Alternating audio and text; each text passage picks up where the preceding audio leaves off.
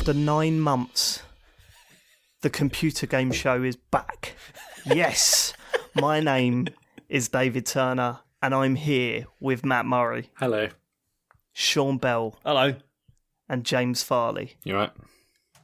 It's enthusiastic as ever. That was the best one. It's back.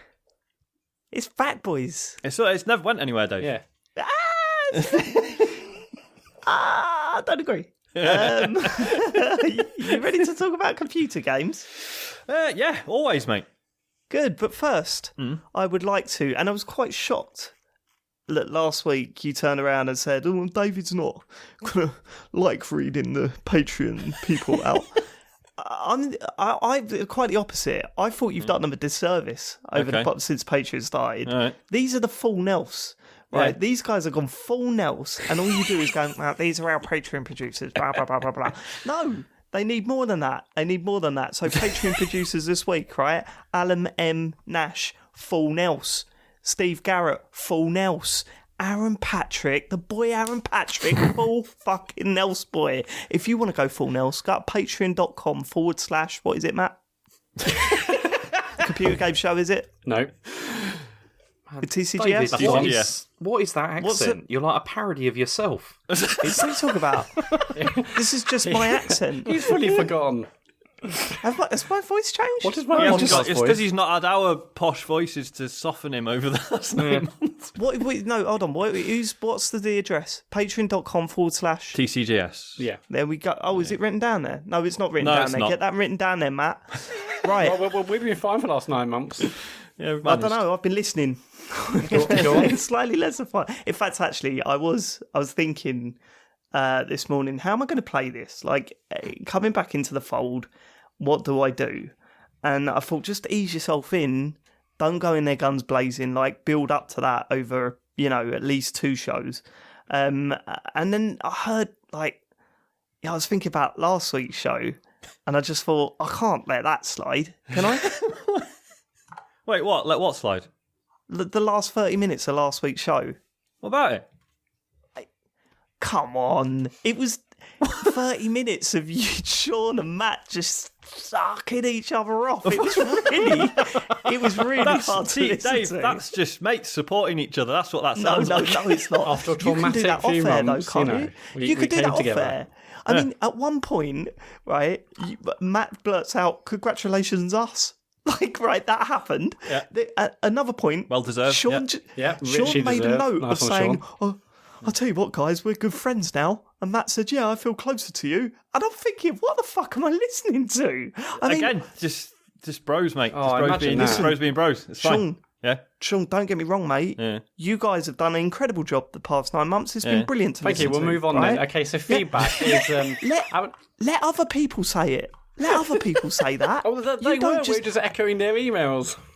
And Yeah. if you wanted to say it to each other, text each other. "Oh, well done, mate. I think did that. we've done We've really been doing well that for this past months. month." Yeah, I know, but then you did it on the fucking podcast. I mean, fair play, James. You kept quiet. You knew what was coming. You were sitting. You must have been squirming in your seat. No, James boy. just can't take compliments. That's all that is. He certainly No, can't give them look, to himself. There's one thing not taking compliments. There's another thing blurting them at each other on a podcast. I mean, I'll be It's honest. so weird. It was late anyway, and I just wanted it. He'd already switched off. Yeah, wake on half 10. James, I can't imagine that even if this was at the start of the show, I can't imagine you going, "Yeah, Sean and Matt, we have been brilliant, haven't we, guys? Yeah, yeah, we fucking have. Yeah, we've done this. We've carried this for 9 months. Yeah, we are the best." Oh, come on. So yeah, no, I mean, good show last week. Really enjoyed it, but you guys need to leave each other alone just for a little bit, right? Bring you back down to Exactly, earth a mate. bit. You should be happy that you've come back to a much tighter knit squad than you left behind. I It's would have good. done if my mouth wasn't full of vomit for the last minute. They still got that vomit taste. I'm just even thinking about it now, gagging. Don't worry about what I thought last week, though, boys. What did the listeners think about last week? You got some housekeeping to do first, David.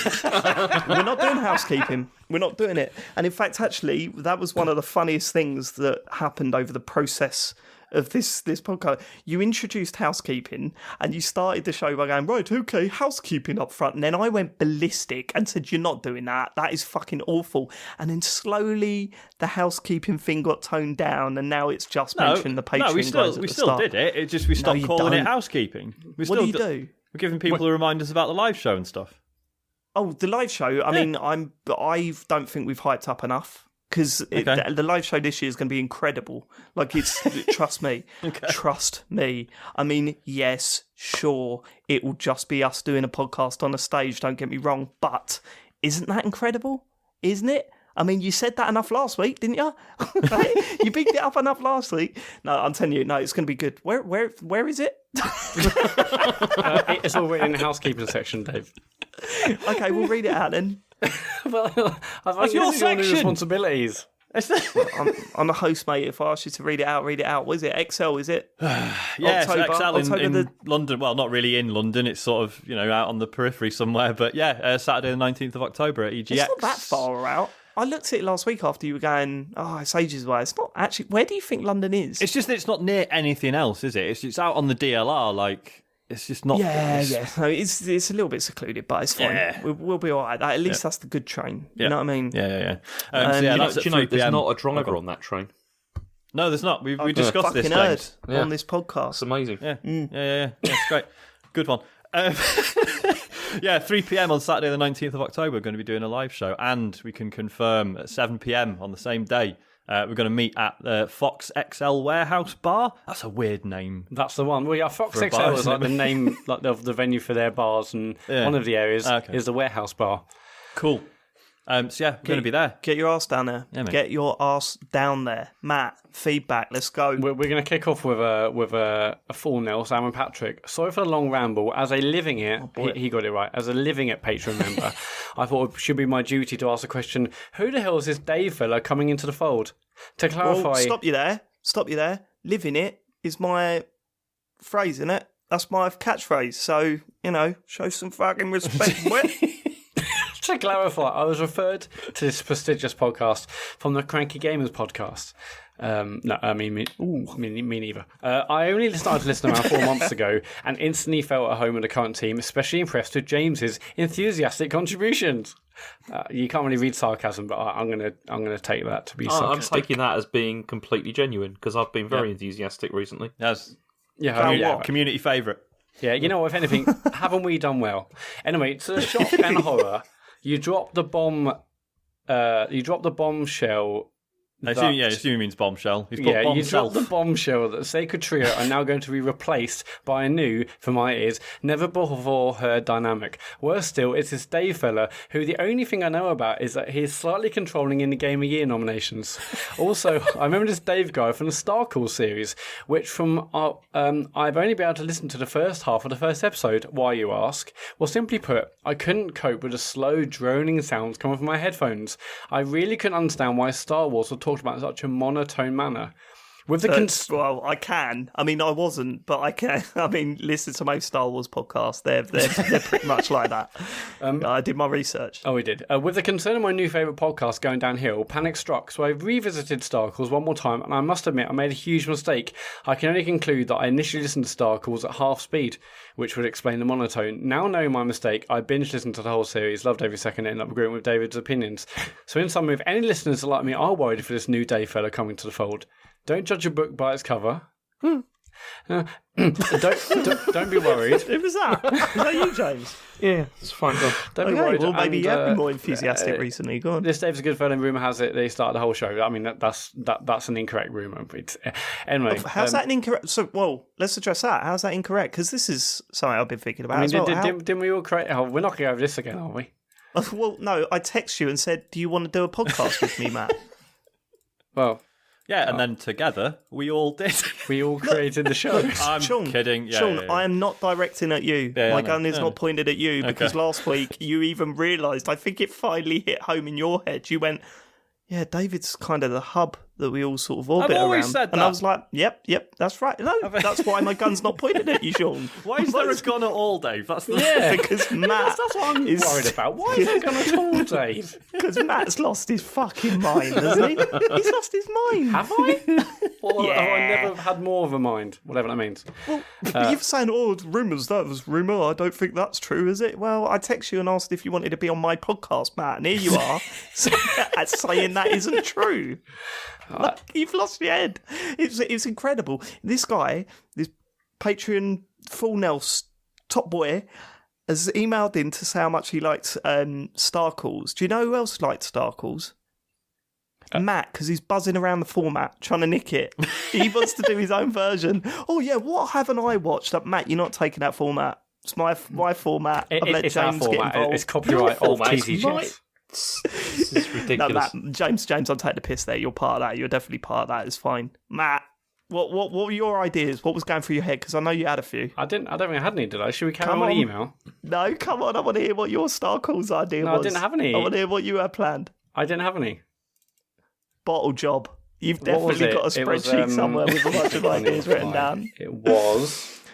Oh, it's good to be back. Go on, you can continue. Let's move on. Employee of the... Oh, yeah. Let's go on to Employee of the Year. Oh, Jesus Christ. Let's go on to that. Because obviously Sean won that last week. Sean, the obvious question ridiculous, but go on. The obvious question is... Why is it ridiculous? Go on. Well, no, it's just... Why is it ridiculous? It's like, okay, I did Star Calls with David. I've gone through a whole load of games. Sean dressed up as a shrimp, and so he gets it. It's a crab. Ridiculous. It's a crab, Lobster, actually. But I'm not being funny, but you can't question that, can you? James, if you'd had the experience I had of going to buy the newspaper and stood in the middle of Asda just leafing through it thinking, oh, thank God, they might not have actually put it in. And then, and then finding it next to all the fucking obituaries, you'd have had a panic attack. So I mean, to be honest with you, James, Sean, I was James, actually you're a quite man. pleased about that because You're a man that spent a year and a half making sure that no one found out that you lived in Canterbury, and now you want your fucking photo in the local I newspaper. really don't. What's going on? And can we not? Well, we it don't have sounds to like you repeat do. that. We don't have to repeat the location stuff again because most people would have forgotten, Dave, and then that's not helpful. He lives in Canterbury. Can you stop Go saying on. it? But go on. it's a big place, it's fine. Canterbury. Yeah, that's actually the name of the podcast. He lives in Canterbury. That's this episode. Do that, Matt. I'll be make it happen, furious. But go on. Ooh. So yeah. Be furious. So last week, Matt, CEO of TCGS Corp Limited, kindly named me Employee of the Year, and to celebrate this, he put an advert. Well, it was an announcement, wasn't it, in my local Guardian? Yeah. I say my local Guardian. It's like two different ones because they're all online. like, I don't know, and online as well. And announcing that I was the TCGS Employee of the Year, which because it turns out the announcement page covers births and deaths and just whatever really. But it was just me, and then a load of deaths. No other. Oh no! No other I congratulations. Felt a bit sad.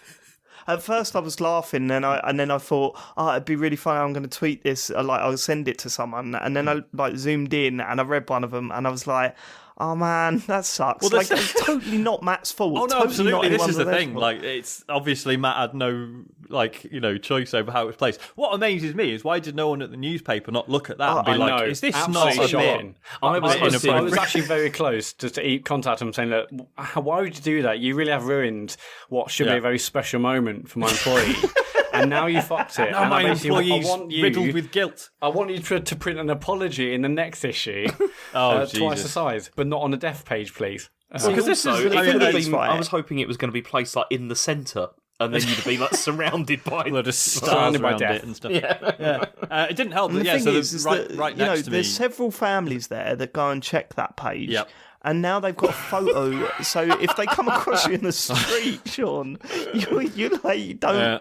There might be some bloke coming up to you and going, "What the fuck were you doing?" Because you're blaming if you. he's as wearing I a alluded suit. to last week, I was a bit concerned that this would be an issue at work.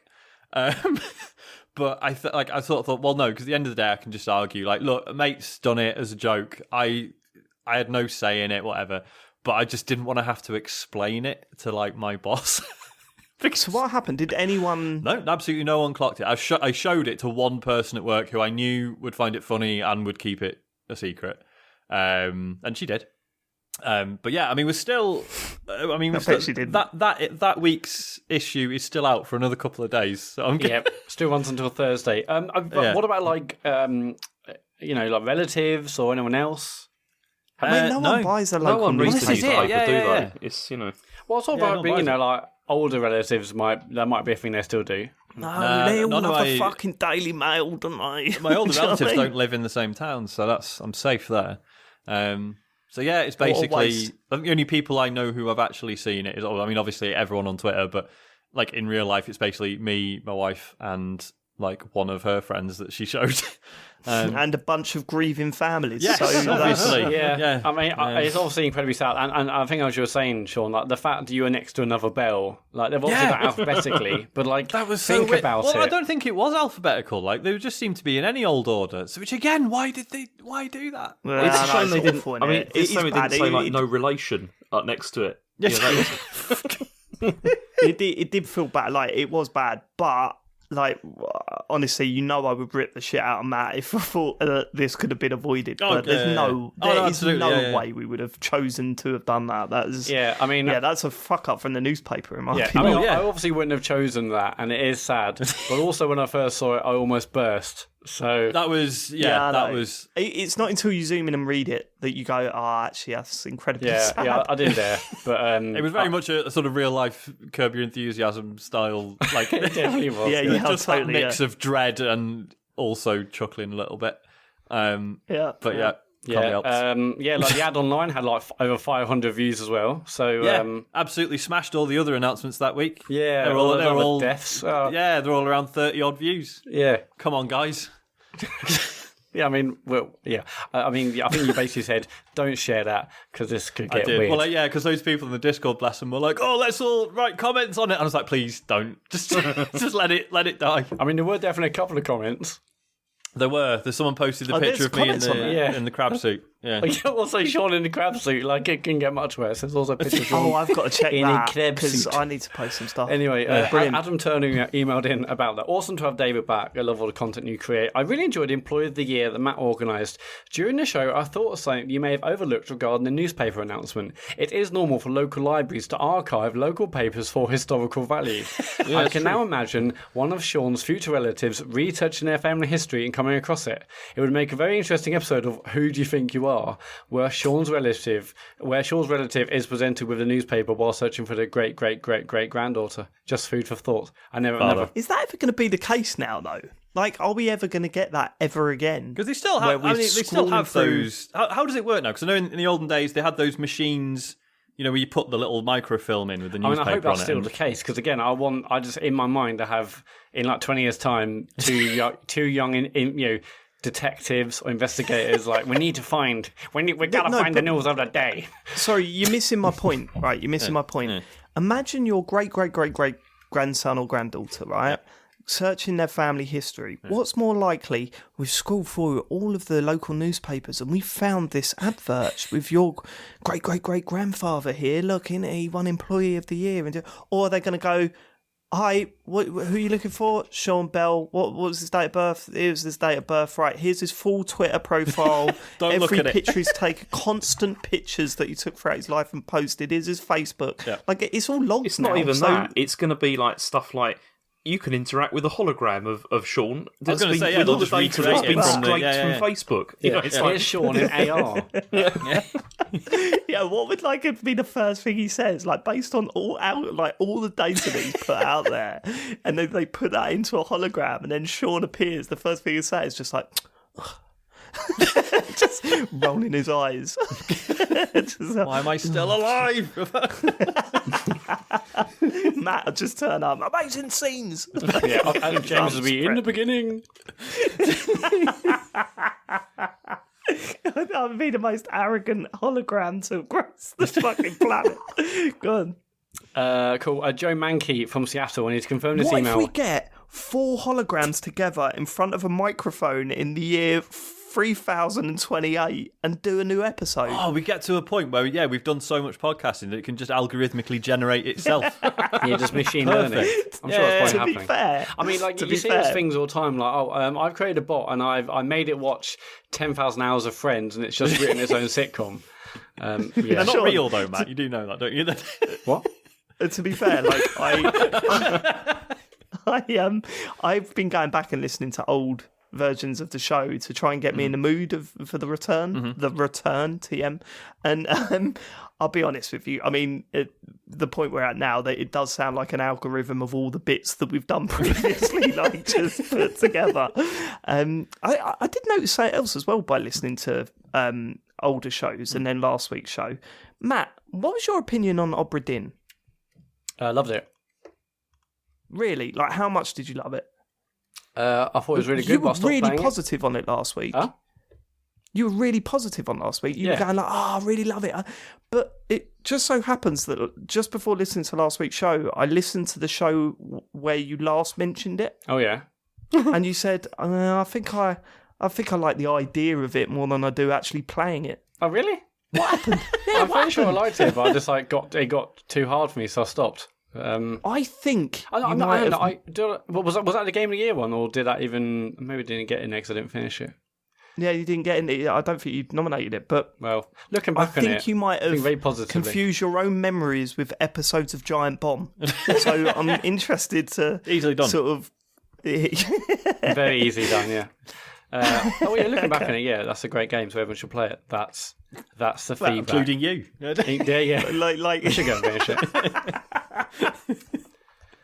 Yes, Sean. So Joe Mankey from Seattle is definitely Mankey. He's confirmed that. I enjoyed the last DT3 show this week or last week. I'm really looking forward to him negging all of you this week. I missed his distinctive rage-filled presence on the show. Anyway, the feedback is, why did you say episode 169 was the last week of Thanks for Letting Us Be Natural? It's a very odd saying, but I've grown to like it. Has David already expressed his disgust at the outro or something? Stand up for yourselves. He's only the main one if you let him be. Also, I'll take no offence. I was quite supportive of it, wasn't I? Yeah, absolutely. I just took it as like you've got your ending catchphrase, I've got mine, and now you're back, so you'll do yours. It wasn't. No. I've put my foot. I was quite supportive of that one, but I'm back. Yeah. So my phrase is back. Party's over, baby. On last week we were talking about like Animal Crossing and stuff, and also the Dreamcast. And for some reason, I appeared to combine the two. I argued at the time. I didn't, but I listened back, and I did say I love Animal Crossing. I love the Dreamcast. I don't quite know what happened there. I think. Wait, what happened, James? Well, no, he said he didn't do it, and then he just said I appeared to have done it. It's like, well, you didn't appear to. You actually did do that. It's no, I mean, what did he do last week? Like, what actually happened? Well, he just said he said I love the Dreamcast, I love Animal Crossing, and it's like the two are not connected. The two were related, Yeah. I was clearly still doing Animal Crossing, but so. I don't quite know what happened here. It was a brain fart. But Ben Syme continues. That's Ben Syme, by the way, if I didn't mention before. But then he comes on to the whole like inverting stuff, and it's been a lot of chat about inverting. It's been a hot topic, hasn't it? In the Discord on Twitter. Yep. Let's get into it. I love you, James, but I'm with you. I invert, right?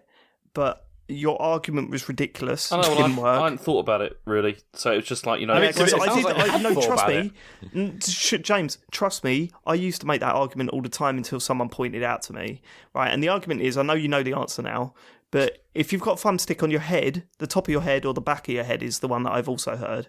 If you press up, you look down, and if you press down, you look up.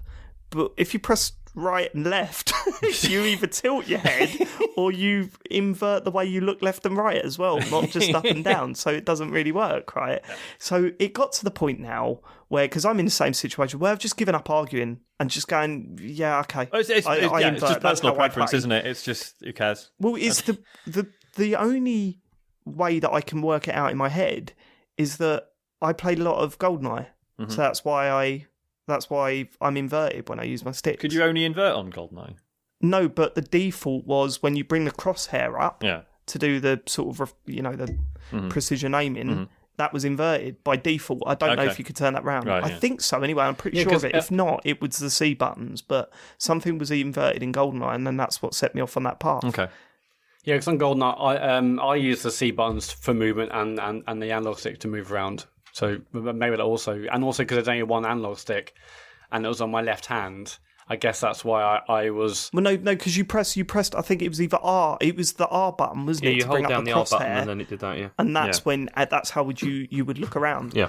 And I think, and of course that was, and then that moved into Time Splitters, and we played a ridiculous amount of Time Splitters. So that was the same system where you brought the crosshair up and then you looked around.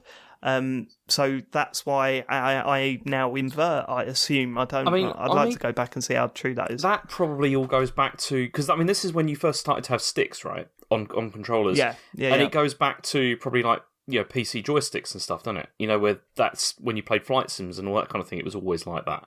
That's probably why. I didn't play flight sims. Well, I know you didn't, but I wasn't that much of a nerd. But I know what you're saying. Do I? I'm just trying to be nice there. Yeah, that's right. You can. I don't know what you're saying. So as much as I agree with you that non-inverters are perverts, I don't think you can actually argue. I don't think the two mutually we're exclusive right are and they? they're wrong.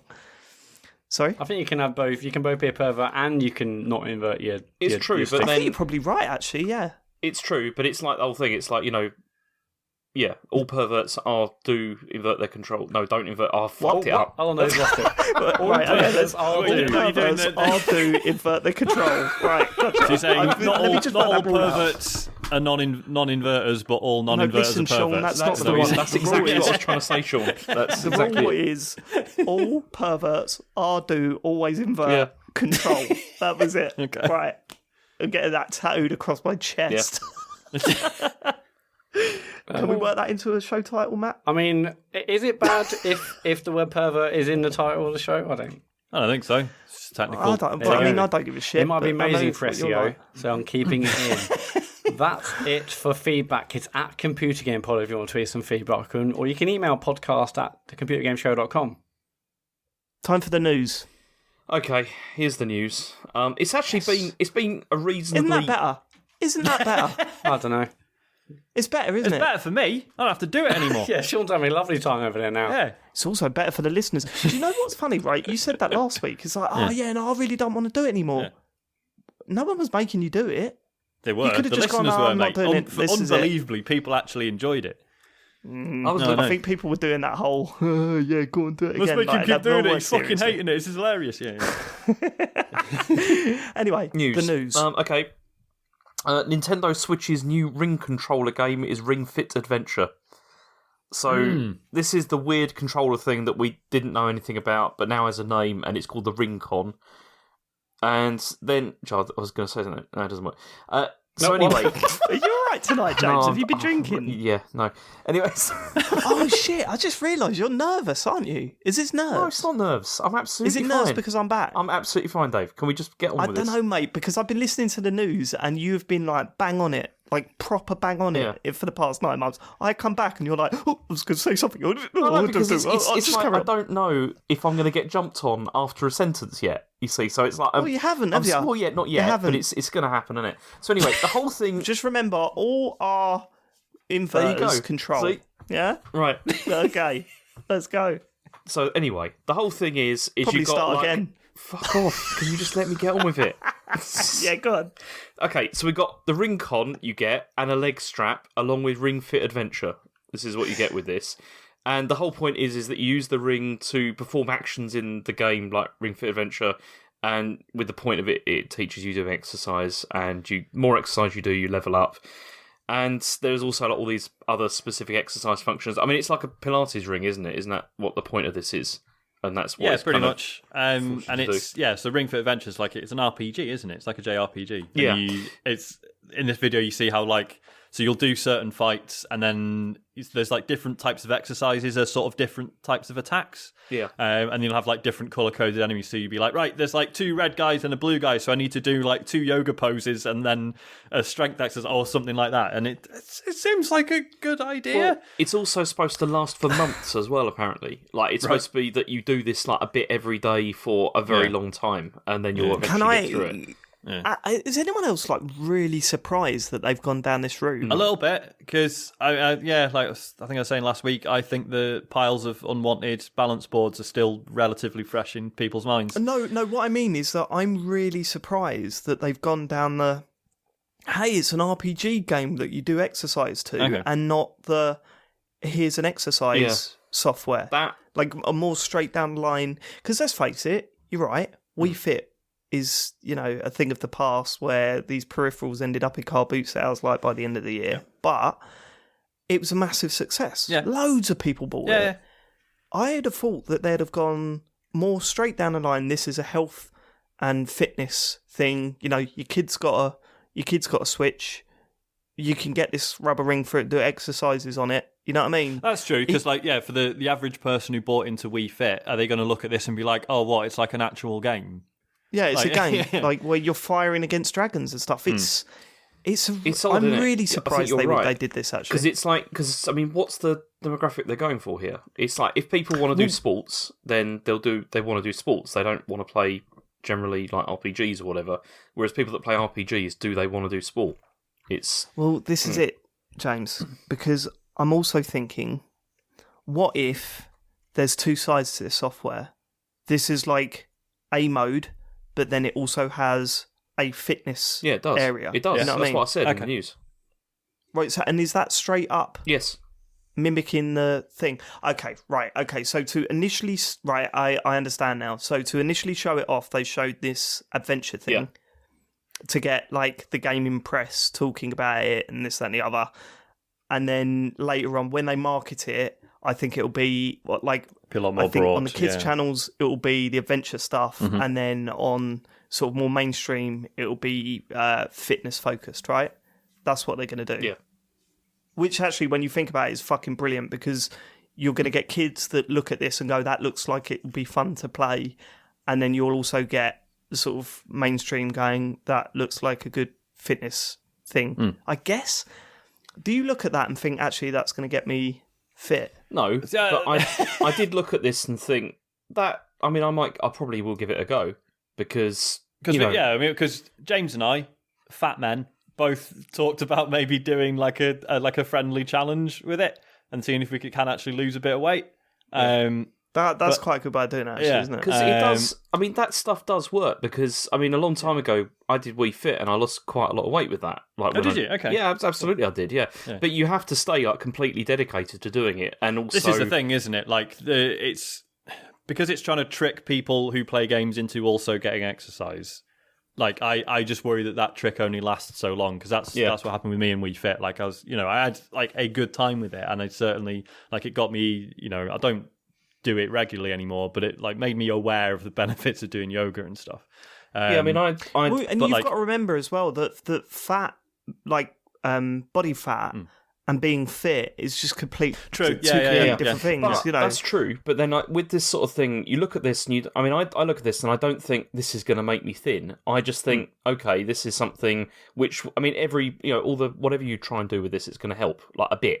Do you know what I mean? Totally. And that's the way I think it's best to look at it. It's just like I know it's not going to make me thin, but it might. Price point though, James. Yeah, That's it's $59.85. I found it for online, which is okay because it's like $80, right? So I was expecting $80. Are you sure? Yeah, I checked. I just pre-ordered it on Shop 2, and it was $59.85. Because normally these things are basically 80 quid. So that's right. No, I'm guessing because he's Shop 2, they're usually a little bit under, a bit naughty. So I'm guessing the retail's probably 70 quid. Mate, really? Maybe, yeah. I don't think so. I'd have thought so. Okay. It can't be 60 Amazon quid. got it for? It's not on there. I had a look. Is it not? Okay. No. Still though, 60 quid. I thought it would have been cheaper than that. Yeah, it's like when you look at the peripherals you're getting. It's the Labo thing again, isn't it? And then we're all looking at it as the peripheral, whereas Nintendo are like, no, this is a 50 quid game plus the peripheral, like the fitness device. But also, this must be a lot better for them in terms of like how much this costs compared with like Wii Fit. Because with that, you had like the balance board, and that was what 70 quid. This is just a piece of plastic. Well, this is it. I had actual technology. Exactly. Yeah. Whereas now they're selling you a little bit of rubber with a strap. Plus, the balance board was fucking heavy, so that must have been a nightmare to ship around as well. Whereas this is not so much. Can we also talk about the presenters of this? Yes, please. Because fucking hell, this was odd, wasn't it? Who are they? Well, because the thing is, right, is normally Nintendo nail this stuff. Like I think, in terms of like who they have to like show off whatever they're doing. But these were the creepiest ones I've ever seen. Like, I mean, these were like almost as bad as like at a Microsoft one. Like in terms of just like the enthusiasm, but kind of creepy enthusiasm. It was a bit much. Worse than that drum bloke. Yeah. Oh, God, I'd say Ravi yeah, drums. worse than Ravi Really? drums. Yeah, it was Okay. quite scary. I mean, The thing is, because they're both so insane, I can only assume whoever was directing it was like, it was just take after take. It's like, no, more, bigger more, smile, yeah. more enthusiasm, come on. Like, it's unbelievable. Wait, I must have missed this then. I skimmed through it. What were they doing? It's just like these impossibly like they've got so many teeth. How have they got so many teeth? They're just like like I mean, they were incredibly excited about what was going on, but it was like mean? they were very excited, but also very kind of smug about it as well. And that the comparison I kept examples. seeing on Twitter that I thought was incredibly apt is that they look like Scientology recruiters. yeah, Oh, and then yeah, she was I know what like you're Mormons. talking about. Okay, You know, I'm that with was you. I'm with you. Proper smiley like Hollywood types. They're just bizarre. But again, I'm not sure it's their fault because they're both so similar in how they deliver it. I think that's how they've been told to do it. It's the way that the guy was like looking at you, and then he was like, huh, "You might even break a sweat," and then he was just like with this like massive like shit-eating grin. It was the worst. It was but also entertaining. I mean, Chen watched it, and she was just like, "What's wrong with them?" I was like, "I don't know. It's just it's never normally like this." I'm going to have to show this to Joe because Joe was interested. She was like, actually, it'd be quite cool to have a little, thing that once the kids go to bed, a little bit of a fitness game thing. So I'll have to check it out. But yeah, it was That's very like that's still Beat Saber for me. I'm still doing the odd session on that, but I'm now at the point where unless I play it on like Expert Plus, I'm not getting much exercise out of it now, and I'm not actually good enough to play it on that. So it's just Also, I don't think flailing is an exercise. aerobics, mate. Oh yeah, well yeah, you definitely get hot and sweaty on that thing. It's insane. Aerobics, mate. No, it is hard work. But as I say, I've played enough now that it's not particularly hard work. I need to get those little weights for my wrists. Yes, yeah, do that. Yeah, really Go amp it back up. to easy mode. Go back from the start. But yeah. Adding like dumbbells to the actual fucking controllers. No, I think this looks great though, sounds good. and I thought last week it would be about 60 quid, so I'm not too surprised about that. That seems about. I mean, of course, I would rather it was less, but I think that's enough to get people on board. I think if it was close to 80 quid, that would be bad. It depends how deep this software is, doesn't it? Yeah. Like if people really are like, mate, does. this is actually a fully decent like JRPG. That'll be cool. Well, no, But it doesn't need to be that. I don't think it has to be that it's got deep. It just has to be compelling enough to come back every day. yeah, exactly. Yeah. No, it needs to be deep. It needs to be deep enough to have. Well, there's two things here. My first point is that it needs to be deep enough to feel like an in-depth fitness program, right? So it needs to be able to offer enough stats and put them in a nice graph and all that sort of stuff. That's great, and that's good for the end user. But then it also needs to not look like a fucking rip-off, because when you look at this ring and this thing, you'd expect to pay about £5 for the equivalent of something like that from Amazon, right? Yeah. So then when you're saying, okay, this is software that they're selling at the same price as something like Red Dead Redemption 2. No, but you've got like to think of it this way though. Like if people buy like exercise equipment like that, but they also buy those like DVDs and stuff that like show them how to do it or whatever that costs like 20 or 30 quid or whatever. I understand that, but then they're also plugging this JRPG alongside it, so it's kind of like the message needs to be, I don't know. What's worrying me a little bit is the software that came with Labo, because that was very, very shallow, and I don't think they can do it with this. It needs to have a lot more about it. I wouldn't say Labo was that shallow. I mean, it had all like the programming stuff and all that. If you wanted to get into that, well, the program stuff was really good, but I really the games you didn't spend too long with, did you? No. I mean, don't get me wrong, I loved Labo, but my enjoyment with Labo come from building those little models rather than actually using them afterwards. Do you know, I still haven't even finished building the VR one. Unbelievable. Have you built the robot one now? Eh? You built the robot one? No, haven't I've still got it. It's still in a box somewhere. I still haven't built it. I thought you said you started building that. No. Because it takes like 4 or 5 hours or something stupid. Well, we half joked about him streaming it, didn't we? Yeah.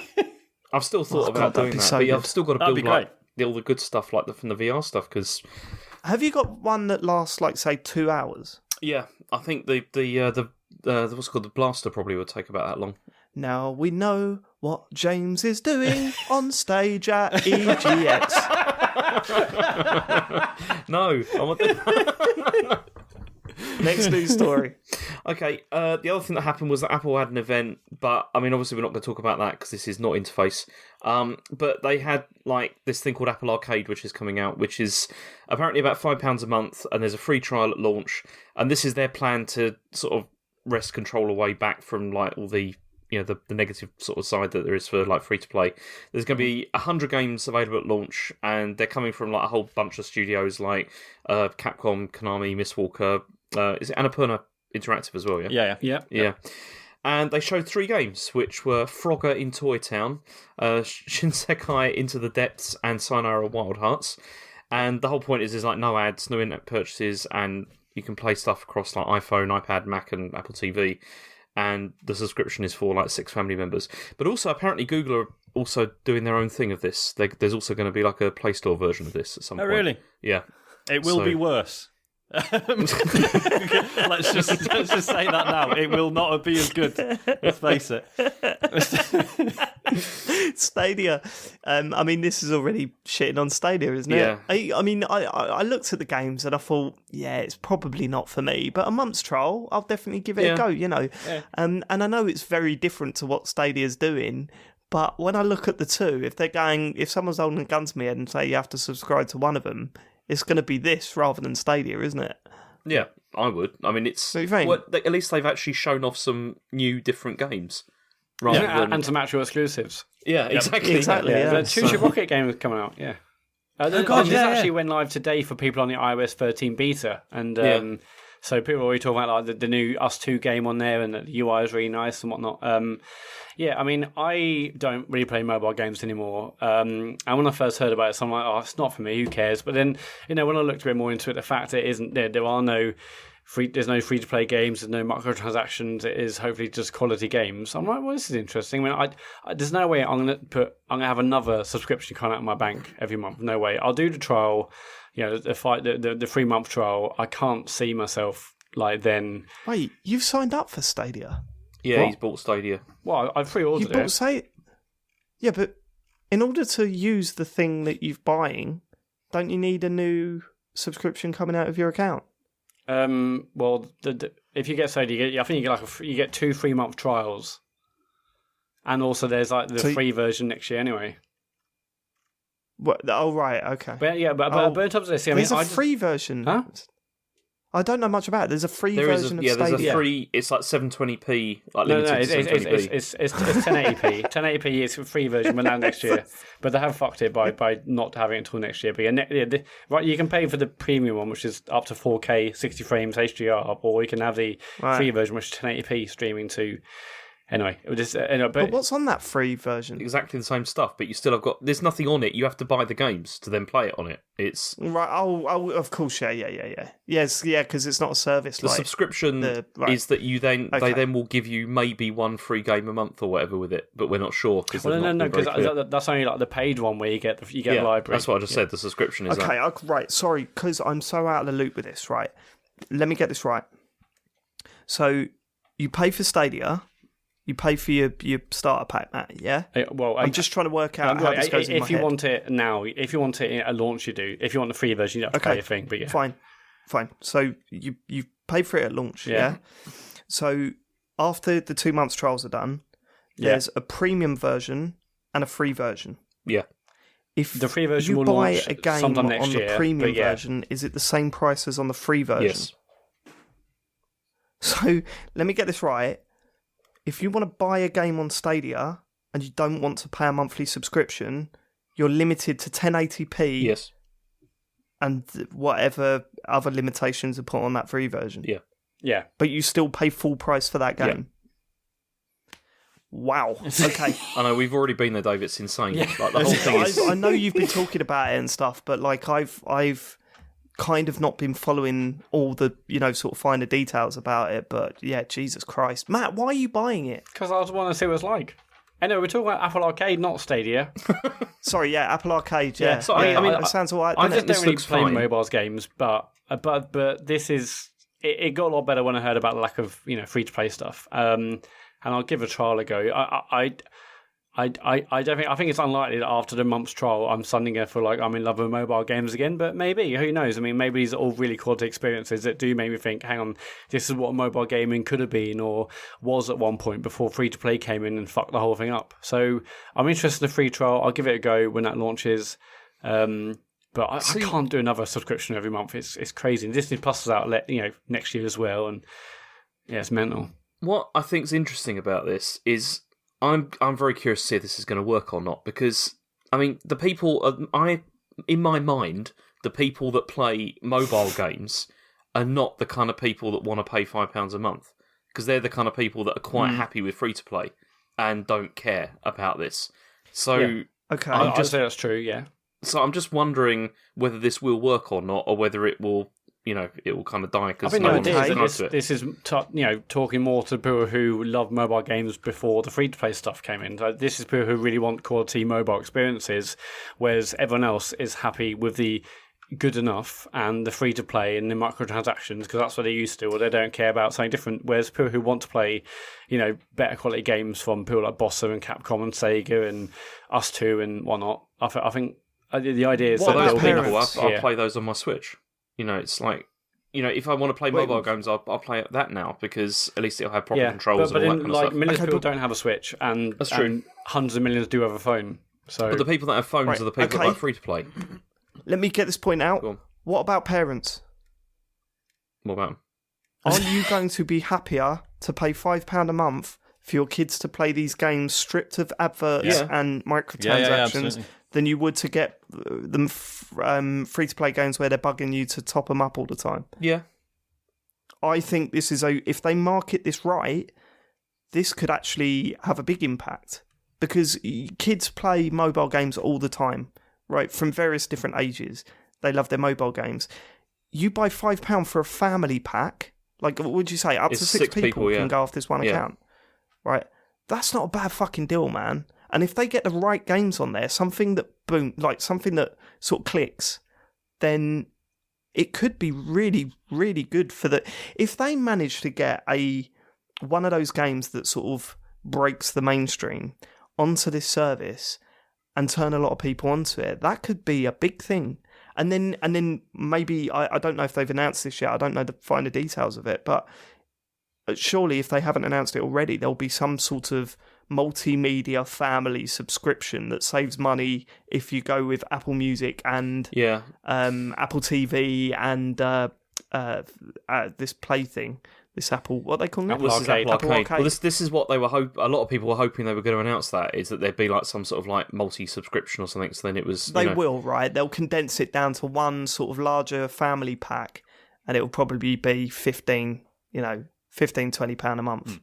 And then you've got your TV, you got your music, and this Apple Arcade all in one thing. That don't sound too bad to me. So I'd pay $15 for that because I already pay like $10 or whatever for the music, which is good. And so that's true. I pay about $15 Apple for the TV music. Plus So probably be more expensive expensive, I guess. Yeah. Although they're giving that away free, aren't they? For everybody. If you get a new device, What's that? They're giving it away free for what? Giving Apple TV Plus away a year's free subscription if you buy a new phone or, I guess, Mac, iPad. Right. I apologise for this, Sean. Right, one thing that has completely blown my mind out of not being on this show for 9 months is just how much you miss out on, just how out of the loop I am. It's insane. So there's going to be a lot of during the news section me going, what? They doing what? Are they? Who's that? Who's this? So Mark, I'm going to be the granddad in the corner for a few weeks. yeah. What the fuck? How's that Anthem doing? Right, cool. We'll get on news on that. In terms of this, obviously on Sayonara Wild Hearts, a lot of people are quite excited about that on Switch. But man, I'm so excited about it. Can't wait. But you could decide, if people have got phones, and I'm like, well, maybe I'll just play it on the free trial on this. Yeah. It's interesting. I wonder what other games they're going to get on this, which will actually be. I wonder if it'll run on my iPad. Probably not. Yeah. Maybe, but it'd be interesting to see what other developers and publishers and stuff they try to court to get these games where they know they're on other platforms, but people might think, well, for £5, I'll maybe try it on phone. It'd probably be good enough. See, I'm just still sceptical of this because I'm still not convinced that Apple know what they're doing with games at all. And I'm just, historically, I'm just saying, justified. if this is the model we're going into, I'd rather probably. I mean, I'm an Android guy, but this is making me wonder if maybe Apple are going to be a bit better. Because I mean, I'm just looking at the story about this. So Google Play Pass. It's just again, it's that Google attitude. It's just a bunch of stuff you already know about. There's no like. I mean, obviously, I don't think they've officially announced this yet, right? This is just some it's just screenshots rumor and at the stuff. moment. Yeah, and it's just like Stardew Valley and Marvel Pinball, Assassin's Creed, and there's no like. well, that's what Like, they always do. The Apple one, there is at least some obvious intent to like commission cool and interesting things that are going to be exclusive to it. I think what James is saying, though, is that we have spoken about Apple and gaming for years, and there have been several times where it looks as though Apple are going to take it seriously and go for it, and they have almost always let us down. Haven't they? Yeah. I mean, look at the Apple TV, like the more recent one that came out, where there was, I mean, no, seriously, there's like the controller had all like the motion control stuff in it. There was this idea that perhaps they were going to do something with it. It's a wasteland. Like they've not bothered it at all. Before the conference, they were saying like Apple is joining gaming and all this sort of stuff, and but nothing. It was like you're not even putting a pad. We're using a remote control. Do you know what makes me really jealous on? about Apple? My brother's got Apple TV. Hi, Tom. And it's the mad like 4K screensaver things it has. Oh, they are really good. They're so good. Yeah, they are good. Because I've got that, and it's they are excellent. Incredible. Mind Very you, I'll jealous tell of you that. what, I'm quite looking forward to that. I mean, the other good thing about this is that these games are playable across all of these formats, so they should work on Apple TV as well. But then also with iOS 13, we've got the controller support. I'm still hopeful there's going to be like a remote play app and stuff for it, so you could play like remote play like PS3 or PS4 rather and stuff like that on it. Because I think that's very possible that could happen, which would be nice. But in a couple of months' time, once I just said iOS 13's dropped and we can play these games on Apple TV using a PlayStation or Xbox pad, it'd be very interesting to see if this actually makes having an another impact. console there. Yeah. Okay. Next story. This is a quick one. This is a bit about Discord, and they're pulling their free games from Nitro.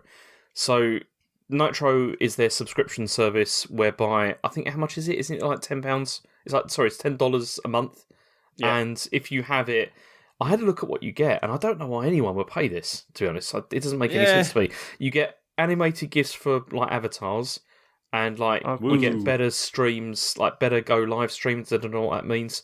Higher quality video with screen share games. You know, it's just a load of stuff that's like, and you get some nice badges and stuff for your account. I don't know why anyone would pay this. But before, they were also offering games. Like every month you get some games, but they've decided that this was like a year ago. They've now decided they're not going to do that anymore. And they've said that the reason for this is that the data has shown that very few people actually played the games. Like people they had them, but they never actually played them. So they decided to shut it down. And this also goes along with their storefront as well, because in March, you remember they shut down the storefront where they were selling games through it as well. That seems to have ended. So yeah, it seems they're pulling out from all of that, which I don't know. I don't care, but maybe I feel for them because like we all use Discord, using it right now. Yeah, I mean, hundreds of millions of people do. It's crazy. And yet it's one of those where I'm like, well, I'm not paying anything for it. Yeah. So what's the like? They appear to be looking for ways to get people to pay up, but without being arseholes about it. Like there's no advertising on it that I'm aware of. So it'll be a shame if it inevitably has to go down that route because stuff like this didn't work. But yeah, equally, I'm not even sure I was fully aware what Nitro does. Like, I wasn't. I had to look it up because I just what's to do with this. and like having heard about it just now, I'm like, fine. It doesn't really. But then if they started just gating off features that I currently find really useful for free, and started charging for them, I'd be pissed off. So obviously they're trying to play this carefully, and I really appreciate that. But yeah, like, I'd be gutted. It sounds harsh, but I find it hard to imagine them as a business like Discord. You know what I mean? Like an actual people in an office. And I think that's mainly down to like the loading shit. Yeah. It's like, firing up the Google Wiggles. Yeah, I hate that stuff. Fuck off, mate. But, yeah. Who's coming up with that? You know what I mean? But yeah, no, obviously, there's a group of people there, and this is their livelihood, and no one's paying for it. It's bad, isn't it? is bad. Yeah, I mean, for a service of like over 100 million users, and it basically being widely used as the way gamers use for voice chat on PC, and I guess also consoles, unless if you want to play on Switch Online. I mean, even that many people using the service still isn't enough to support. Shouldn't they be charging fucking Nintendo? And ultimately supporting these free games. Say, look. Some other people, I think I've read some other thing where people saying that they actually could, like, some people couldn't find it or didn't know where it was. It's literally like the link above, like wherever on the server are, but people they just go to their servers, and I guess they don't even acknowledge this.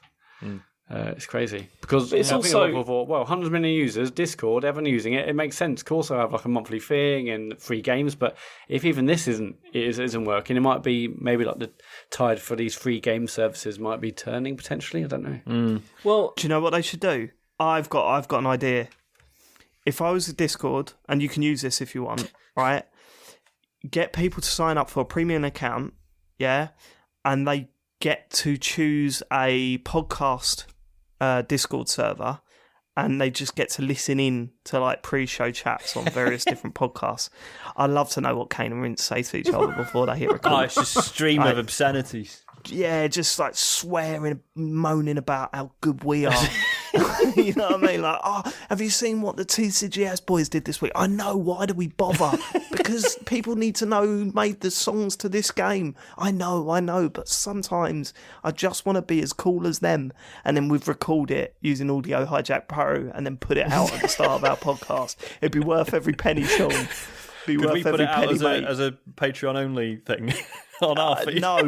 No, I want that spread as wide as possible. Matt, I'm talking SoundCloud, tune in, Dash, radio.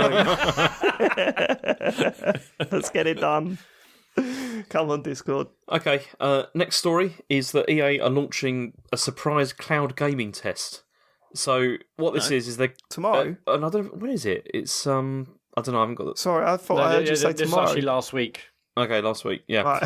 So either way, it's called Project Atlas, and it's going to run for 2 weeks. Yeah.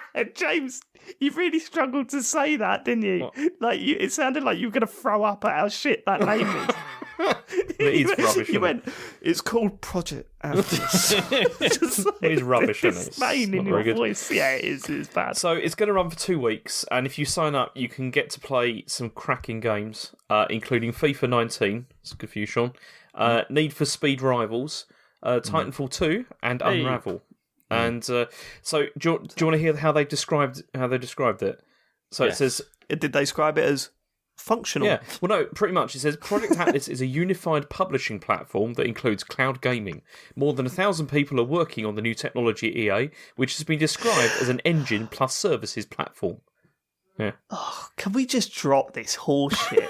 Like this, it's just listen to that sentence. Oh, that's horrible, isn't it? Who do they think is reading that? Apart from James.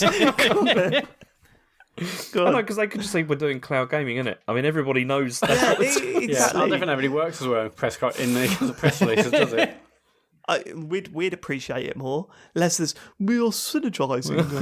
Fuck off. Yeah, I love doing that, though. Right, what else they got to say? So it's going to, I mean, it'll be supported on like Macs, smart TVs, tablets, PCs, and smartphones and stuff, but the trial's going to focus on PC.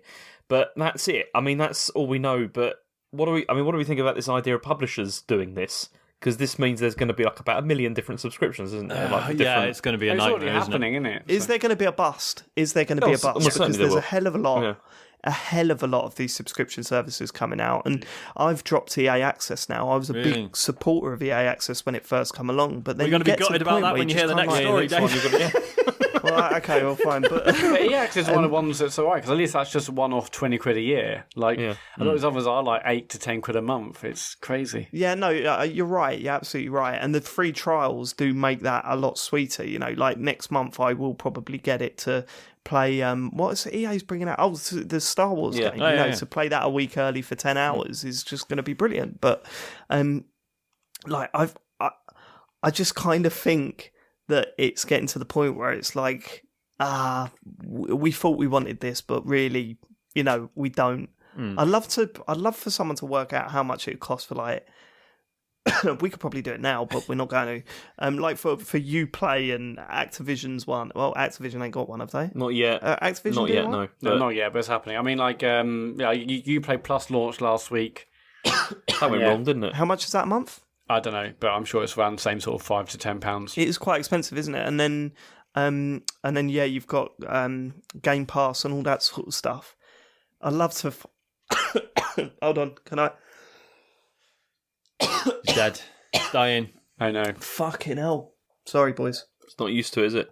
That's the thing. No. We should have eased him back in. We'll just do an Yeah. half-hour show. Yeah. That's a shame. That's a real shame. Just bring me on at the end. Yeah, I mean, we'll probably have to get a sub on. This is. I'll ring Leon Cox. Yes. I just, He can do the full 90 I had a tickle at minutes. the back of my throat. Yeah, I mean, we could probably work it out now, but we're not going to. But like, when you think about it, you've got like EA, Ubisoft, and Game Pass, and all that. Like, that is a lot a month if you want to be part of that whole thing. I just kind of feel that it's going to get to the point where people just go, "Fuck this! I'll just buy the games that I want now." But also, I mean, like, no one is going to do everyone. You know, like, getting everyone is insane. It's, you know, just like today, we've got choices of how you get your music. Do you want to play like SoundCloud Pro, Apple Music, No, Spotify? that's not true. You can't compare them though. That's not true because can't. it exactly okay. You get Spotify or you get Apple Music. It doesn't matter. Generally, the same content is on both of those. Yeah. Yes. Whereas It's with more this, just it's about not. how they deliver it and the functionality of it rather than... Yeah. And that's not so bad because then the real competition is on features and on functionality rather than on the content. Whereas this is all just gatekeeping content, which is awful. Yeah, it's absolutely bonkers. Yeah, no, I totally agree. It's a different format, and I don't think this is going to be as well received. No. So there. Okay. Here is the last story. I've been saving this one because I mean it's an Anthem story, and I mean this Cool. Well, I've really missed these. Yeah, well, Matt's favourite I mean game. this may be the last time we have an Anthem story. Maybe I'm not sure. Oh no, because the server closure in the next month will be... that'll be a big point of conversation. yeah. So here's what's happened. So Anthem has now been added to EA Access. So this is like 7 months after launch. It's now on there. It's just the standard edition. I don't know what the differences are. I mean, at this stage. I'm surprised it's being described as standard. It's just the subpar edition. Go on. So I mean, this is basic. I mean, we talked about this, didn't we? Like a couple of weeks ago, I'm sure. Like, whereas, like, is this just like? I mean, this is. I suggested maybe this is something they could do as like a last And throw they of the listened dice. to your advice, and now look where we are. Yeah. And so that's it. I mean, it's on there. Is it going to make a difference?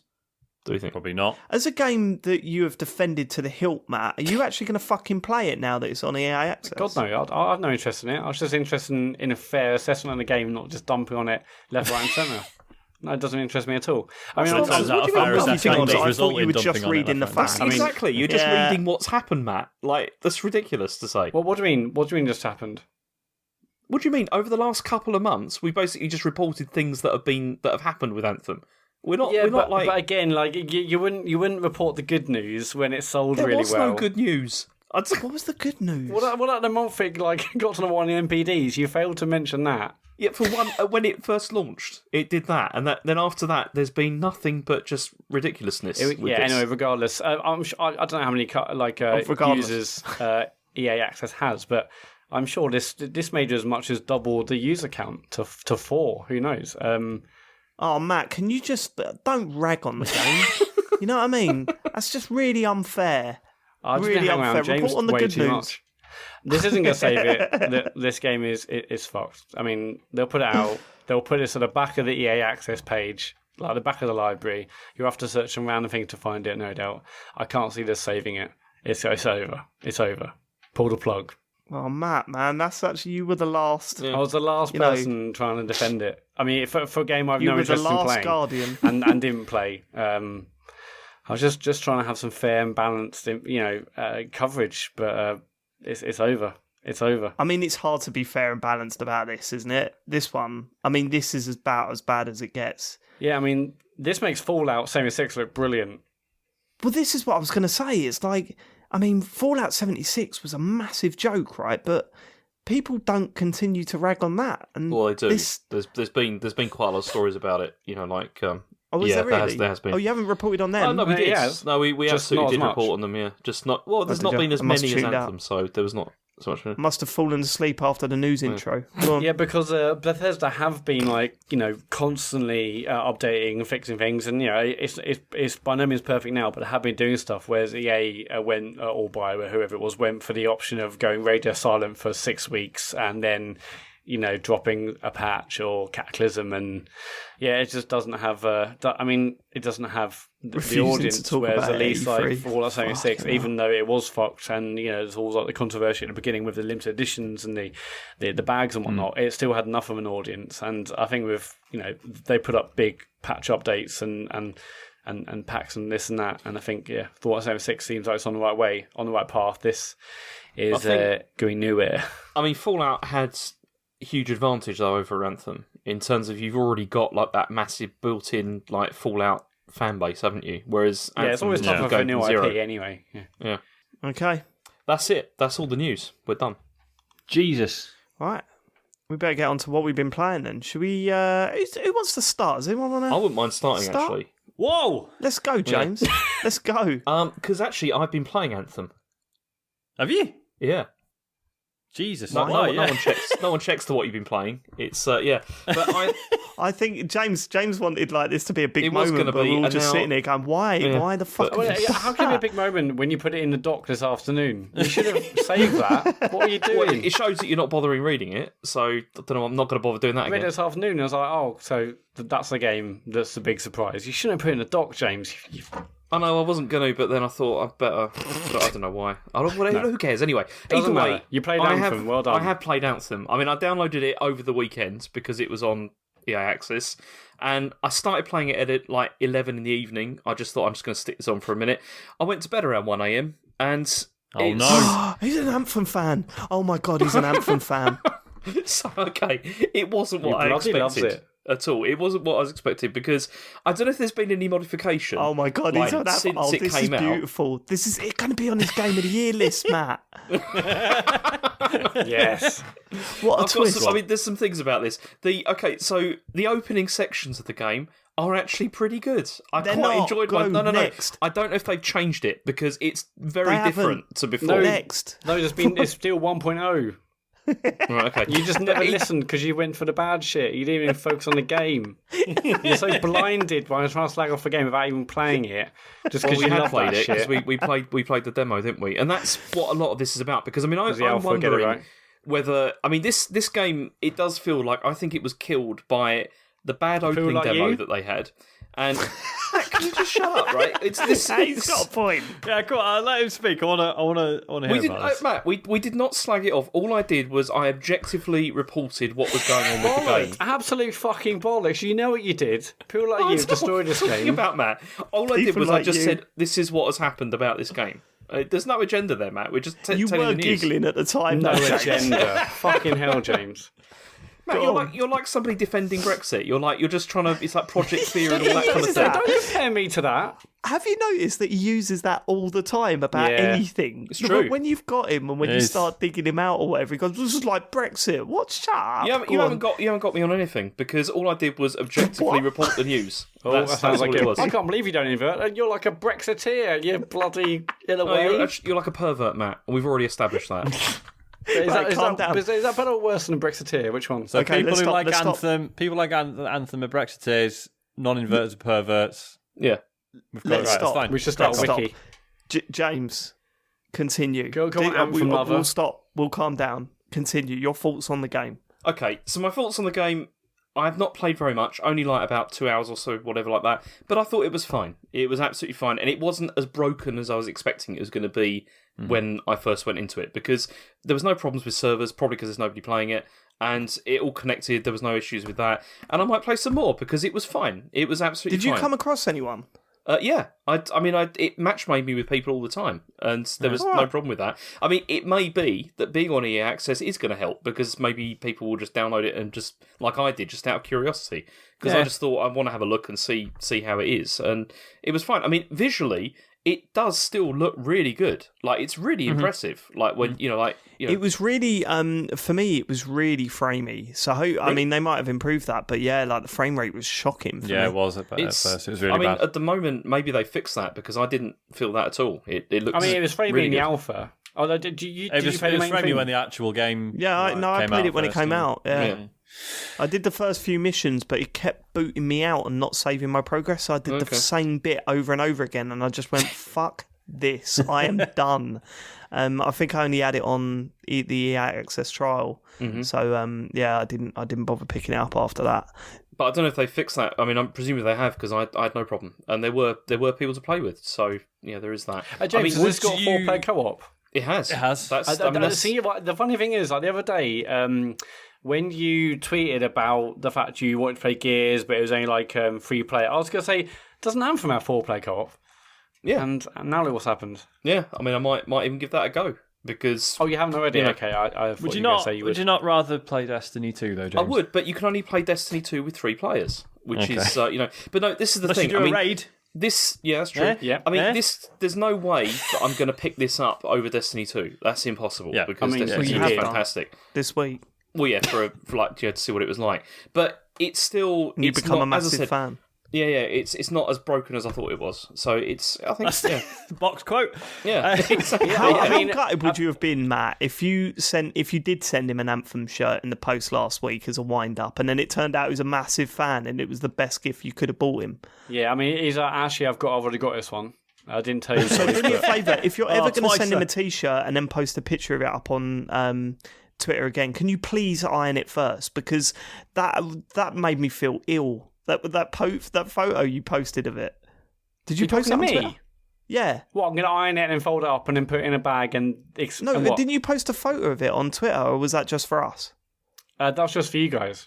Oh, right, okay. James Well, if wore you're it and sending he me a photo of a T-shirt, iron it. Because it sent my brain off I'm not big going to time. iron a T-shirt I'm putting in the post. Yeah, just iron it. I don't iron T-shirts that I'm actually wearing.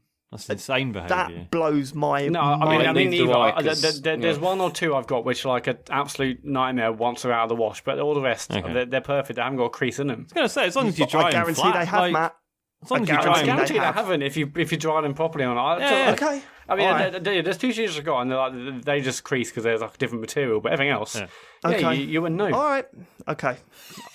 Next time I see you and there's a crease all over your fucking T-shirt, I'm going to remind you of this conversation. really It's going to make me feel sick. Look at the Also, not only that, right, Sean, every time I've been away with Matt, right, he's the, you don't need to iron T-shirts. How comes I'm always ironing your T-shirts when we go on holiday It's not together? T-shirts, it's shirts. Yeah, it's T-shirts, boy. Maybe that's maybe because they've been you away insist- and they've been folded and got mega crease. But again, fresh out from a wash, or they've been drying on the line, or wherever you got them, straight on a hanger. No creases. Anyway, regardless. Okay. There is one major benefit to ironing your T-shirts is it puts a bit of moisture in the fabric and makes them a bit looser, a bit softer. That's Yeah, a about bit it. softer and no creases. Sure, you forgot that little note there. Go on, okay, right. So you're a big Anthem fan. Anything else? I absolutely love it. It's amazing. It's Actually, James, while we're on this, because I've had a message from Adam, one of the listeners, about us doing a raid again. Because apparently you played Destiny with him the other week. I did, yeah. We need to sort that out. I'm playing Anthem now. I don't need to. sake. Yeah, Fuck's I don't sake. need to do that. It's all about Anthem. It's yeah. You're going to do the Cataclysm, yeah? Hang on, would it count on Game of the Year lists? Did it come out this year? It did, didn't it? Yeah, of course it did, yeah. Yes, I know it's because it died so quickly. It seems like it must have been ages ago. I mean, it'll get replaced with a listener's choice, but yeah, no, it's eligible. Okay, Astral Chain, James, Yeah. you've been playing that. So I've also played Astral Chain and I finished that this Oh, weekend. right, okay. And I mean, I've got really mixed feelings about it because I messed up with the upgrade side of the Legions. I mean, I told you about this, Sean. It's did. because the whole thing with the game is that you acquire these Legions, but then later on you can upgrade them and you can make them more powerful. Hang on, James. You can upgrade them immediately. Yes, much. I know you can do that. And you see, they explain that to you, and I forgot. Yep. And so I got to like file 9, which is about a good 2/3 of the way through. In fact, more than that. It's probably nearly about 90% of the way through. And then suddenly realised I had all this XP and I hadn't spent any of it. And so Amazing. Yeah, I mean, so that was a bit annoying. And it also, once you've done that, obviously the combat becomes incredibly more interesting as well because they can do a lot more stuff. So that was my fault. And I mean, in my defense, they throw a lot of like tutorial stuff at you in that game of like stuff that you're supposed to know and everything like right at the beginning, and I probably wasn't paying attention, which happens quite often with games. So it's totally my fault. But then there's quite a lot there. But I mean, aside from that, the story is, as Athene commented on Twitter, it's like really close to Evangelion. Have you found that, Sean? From this, I haven't played enough of it to get that far, really. But it basically is. And I mean, I didn't find it very absorbing, to be honest. But I did like. Yeah. I still really do like all the side mission stuff because it's varied enough to make it feel like exploring those different areas is worth doing. Because you get these like little side stories and stuff. It's kind of a bit like Yakuza in that way, but not as deep. Yeah. And the combat, I think, is generally great. Although it really depends on how much you want to put into it to mix it up. It was a bit like that with Bayonetta as well. It's like if you wanted to, totally. You could just spam stuff all the time, but then if you wanted to make it interesting, you could do that, and it's absolutely like that. I mean, where does it stack up compared to Bayonetta? It's not as good as Bayonetta. Not in my opinion. No, but does the combat comparable? Is it up there in terms of combat? Like the one thing that was amazing about Bayonetta was how varied the enemies are. Right, that was. A huge part of why that game was so good. It got a similar thing here? Yeah, I mean, I think because one of the things you can do with this is you have these legions that you send out to like fight for you, and you fight as well. But then later on, you can also like unchain them from yourself, and then add other ones as well in. So you can have like a whole ton of like things working for you at the same time, which is pretty cool. Like I mean, I'd say that the combat probably is about as varied as Bayonetta is. It's around that sort of level. But it just doesn't feel quite as satisfying to me, really. And I think that's partly because if you want to do it very successfully, you have to be controlling both your character and the Legion at the same time to do stuff like chain people and things like that. And I found that it's not difficult, but it's a bit more stressful when things are just going crazy, which they often do in this. It's like you've got like loads of things going on the screen at the same time. You've got explosions going off. You've got like things coming at you. Sometimes the camera doesn't help because on a couple of occasions I got like pushed up against a wall, by whatever attack was going on, and the camera was in a completely, you couldn't see what's going on, and it's just crazy. So you're just hammering buttons just to get out of it. So you're saying that you've got like helpers, like AI sort of characters that run around and fight alongside you? Well, they're partly like AI, but then also partly you can control them directly as well if you want to. In what way? Like, are you sending commands, or are you actually? Yeah, I mean, you like with what you could do is you hold down like the left trigger and then use the left stick to control where they're going. So you can like move them around, like like right stick, where you right stick. Is it right stick? Yeah. Right is stick. It like one? But like, is there shades of Wonderful 101 in this? Then I don't know. I've not played that. Oh, mate, it's really good. Kind of, in a way, yeah, Dave, because you sort of, because you're still running around with the left stick, but then you move in this other character with the right stick, and there is a sort of, because there's this chain between you, you're always thinking about, like, sort of where you're positioned between the two. And I know Wonderful 101 had that thing where, like, you could use the stick to sort of draw out, how did it work again? I can't remember. So you draw shapes of weapons, wouldn't you? And then That's it would right, and you could send them out as little like autonomous little units and stuff. So it does borrow a little bit from that, I guess. Because like in terms of comparing it to Bayonetta, like the combos are way simpler in this, but that's by necessity because, like James says, there's so much going on. There's no way. Yeah, it's all about managing, like, you and your relationship with the Legion, and sort of figuring out where they are. And like James says, how you can like position yourselves to sort of chain enemies round, or or like doing the fucking clothesline, man. That never gets old. That's so much fun. That's pretty good. Like, because obviously, because you're connected by a chain. Like, if something like dashes at you, if you get like the chain in between them, it will like catapult them. Like it hits the chain. Like those old Amiga games where you got to cut past. Like, is it like that? That's what I've got in my head. Do you remember where you have to you're in a square and there's something in the middle, and you've got to like section off bits of that square, and it kills the enemies. Oh, I see. Do you remember those games? I do, yeah. It's more like, so basically, because you've got this chain between you and your guy, so if someone's about to charge you, it'll like draw like a line. So you'll see like, right, he's going to charge in this direction. So it's like, right, I'll bolt left, I'll send my Legion right, put the chain between us, and then the enemy flies into the chain, and then you smash them out. Yeah, that's pretty proper good. I like that. I mean, to be fair, for a game that's been so like widely publicised by Nintendo, that's quite a wild set of mechanics to put in something like it's this, crazy. right? Yeah, I mean, totally, yeah. Especially, I mean, by the time you get towards the end where it really becomes chaotic, like the amount of stuff that's going on, that's where it began to feel like it broke down a bit to me, because you don't have the opportunity to do that so easily. Like, you can't chain stuff down because as soon as you start trying to do it, one of them gets hit or you get hit, because there's just so much going on, and it like breaks whatever you're trying to do, which makes it very difficult. But I really did begin to feel that by the end I was only sort of like scratching the surface of what was like possible.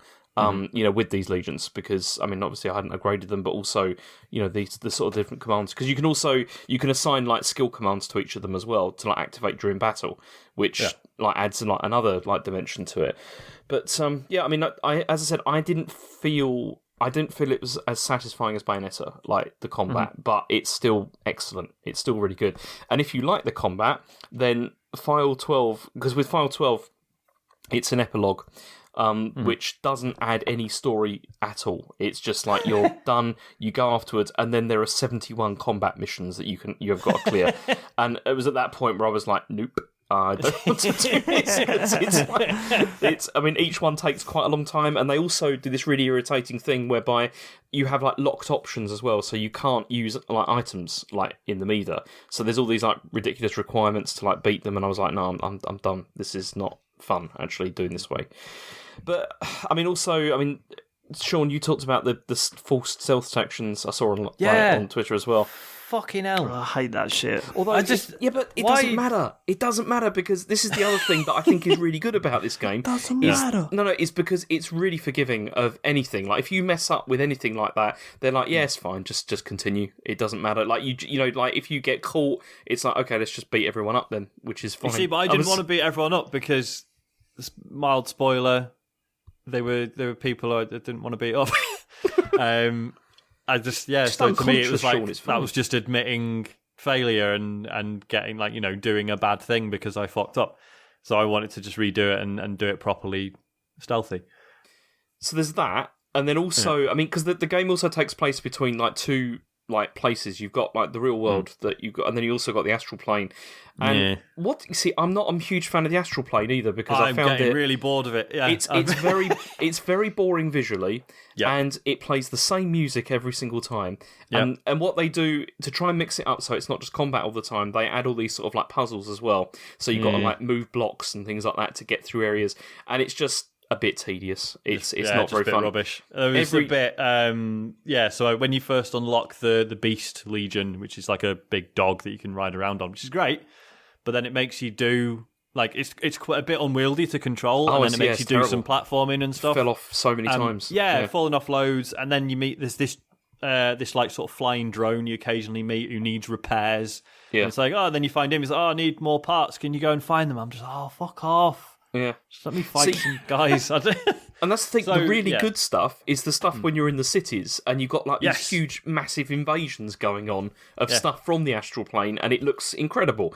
I mean, there's fucking hell. Yes, again, this isn't a spoiler, but it's one of the earlier missions where like you things are sort of like kicking off a bit in the real world, and then you go to the astral plane, and then you do like a big boss fight, and you're like, cool, let's go back. We beat the baddies, and then as soon as you're back in the city, it's just like, oh my fucking god, everything's gone to shit. Like, and it's proper good. It's such a good moment. I mean, also more of that would be ace. Well, the final mission is incredible. I mean, I'm not going to give you any more. Like, I'm not going to say much about it, but it has really good pacing, and it does that platinum thing again of like, it's that constant like, how are they going to top this moments that happen over and over again, like through it, which is really like really satisfying.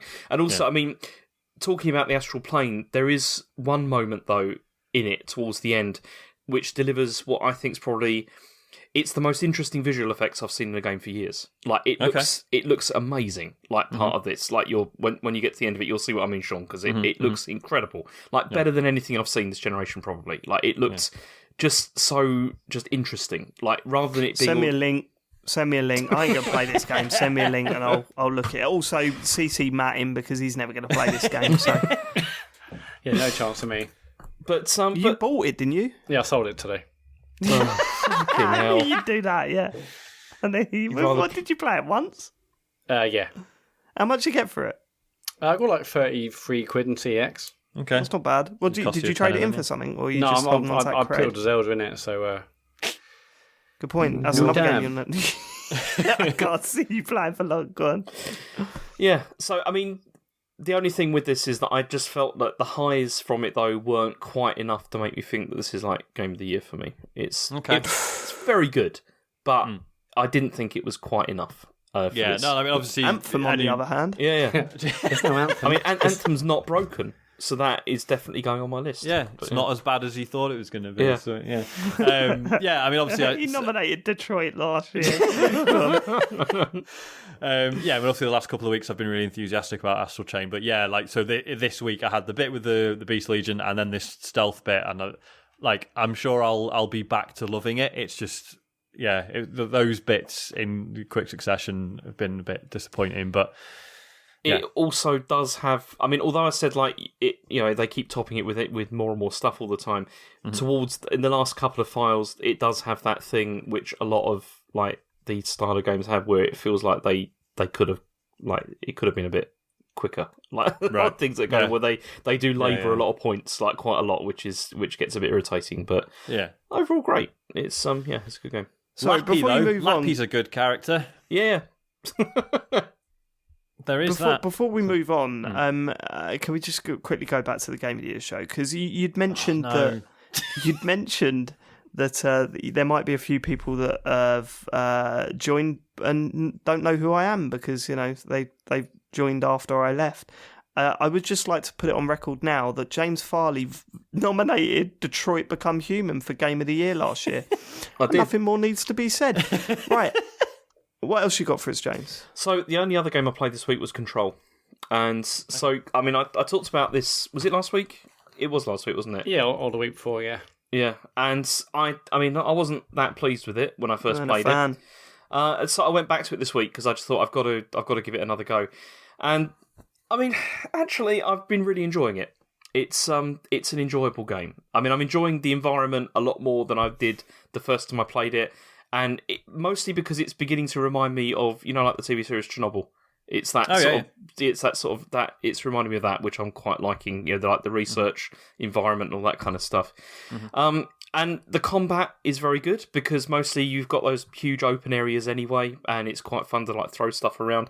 And now that I've started upgrading my skills, it's generally just great. To go through that. I mean, and the more skills you unlock as well as upgrading, and the more you unlock, it just gets bigger and bigger and better. I think. Yeah, and especially, I mean, it's significantly more so than Quantum Break, which was. I've always felt was high praise. It was Quantum Break was tedious throughout. The story was tedious, but also the combat was tedious. This at least has the combat, which is very solid. It still doesn't sound like you're being positive. Wait. I've got more. Okay. So, I mean this isn't positive. I mean the story stuff, like the mystery of what's going on, I still don't find very interesting. I still don't really care about what's going on, because. The main character, I don't care what the motivation is. It's not. Yeah, it doesn't. I just don't care. Are you doing that thing though that you did with various other games where you go, "Oh, why are they doing this? Well, why should I care?" It's not like you're just that. Well, give it a moment. No, Dave. It's not like that at all. It's not like that at all. Okay. It's just boring. It's just not very interesting. The way. I mean, you basically. I mean, to understand the story, you have to read. An awful lot of the dialogue around, which is fine if you want to do that, but I still don't feel it's communicated very well. But it's not the fact that it's not just that, it's also the fact that the story is boring. I don't think it's very interesting. I'm not intrigued by what's going on at all. It feels. I'm really surprised. I thought all the other bits in the world really added to that. I thought the mystery was interesting enough for me to keep going, and to the point where I would read all the things I picked up, and that rarely happens in games. Yeah, but I thought Central Conceit was interesting. So I think James has probably played more than me at this point, but I was enjoying the world and the sort of incidental details more than the central. I don't really care about main character's brother going missing and stuff, but maybe I will. I don't know. Man, I mean, I'm going to finish it. Largely because it is enjoyable, the combat side of stuff, and I mean I've been enjoying doing all the side missions, because it's just more of an opportunity to sort of have a look around. The map is still dreadful though, and although as has been said already, the signage is great. Like it's very easy to know where you're supposed to go, which is kind of good. They've sorted out the frame rate a bit, haven't they? Yeah, that's also a lot better than when I played it the first time around, and it does have some of the best explosions I've seen in a game. When explosions go off, it's fantastic. That is very good. I think visually really it's just a fantastic. It just looks stunning. Not necessarily like the best graphics, but just like the way it uses color. Yeah, like the big bold type as you get into new areas. There's lots of really great areas where it just looks really striking. I love that. I'd agree with, but the people look dreadful.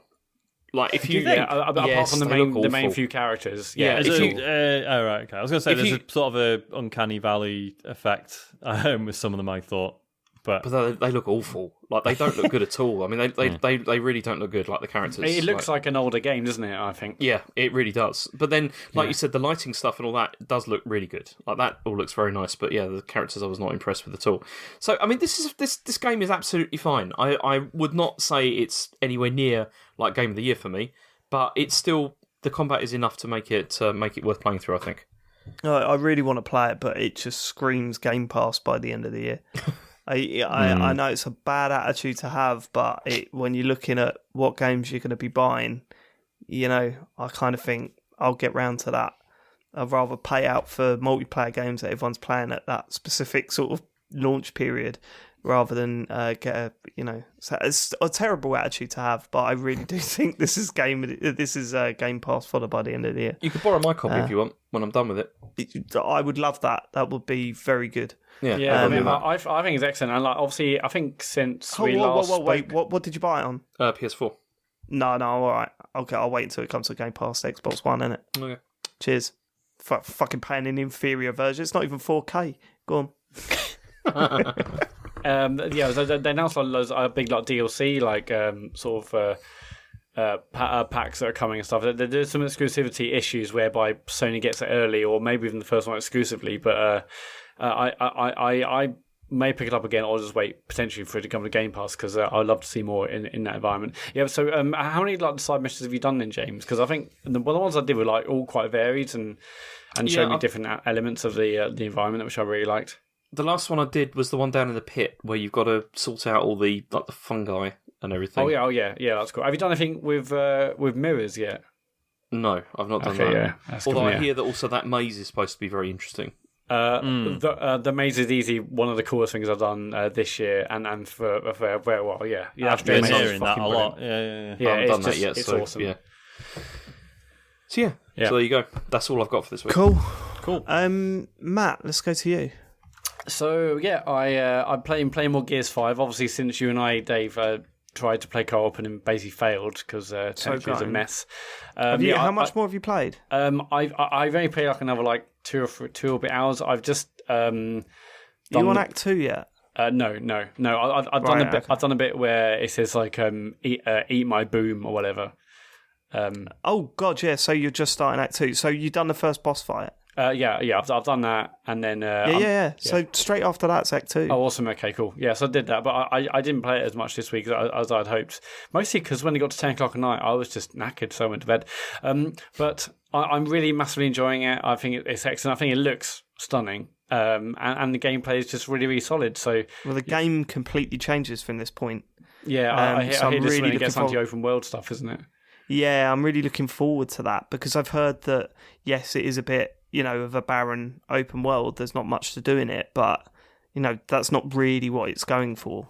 So I'm interested to see that for myself, see if it works, because it's never really bothered me if it's a barren open world, as long as it's either fun to navigate or, adds a bit of atmosphere or whatever. So I'm interested to see how it does it. I'm really surprised by how well they're doing with the storytelling in it. I mean, it is mostly through cutscenes, but the cutscene after you take down that first boss was fucking incredible. It was really good. I was like, oh my god, I actually care. What's going on here? I just did that boss just before we started recording, so I'm going to watch that and do it after. But you've not seen the cutscene yet? No. I mean, I've literally just shot the last round into that thing, and then I paused it, or stopped it for after this. So no, it's really good. It feels. I think I said last week it feels old school, but maybe it's because I'm sort of remembering older games like this. I think because you said that to me when we were playing co-op, and I said, well, if you notice, the surroundings, like the environments and everything, look absolutely stunning, but the character models themselves look not quite as good as the surroundings, if you know what I mean. They've kept that sort of chunky 360 era look for their characters, as you would expect them to, really, because, you know, they're Gears characters. But it's funny because I played Gears 4. You didn't play Gears 4, did you? Gears 4, to me, felt more like how Gears 1 played, but Gears 5 feels like how I felt Gears 1 played. Do you know what I mean? Does that make sense? It's almost like how you remember it being, even if in reality Gears 4 the case. feels more sort of true to the original, but this evokes the feelings that I had with that one, because you know, it was a long time since the first Gears game, and it was such a sort of punch in the arm for the shooter genre when it came out. But obviously things have moved on since then.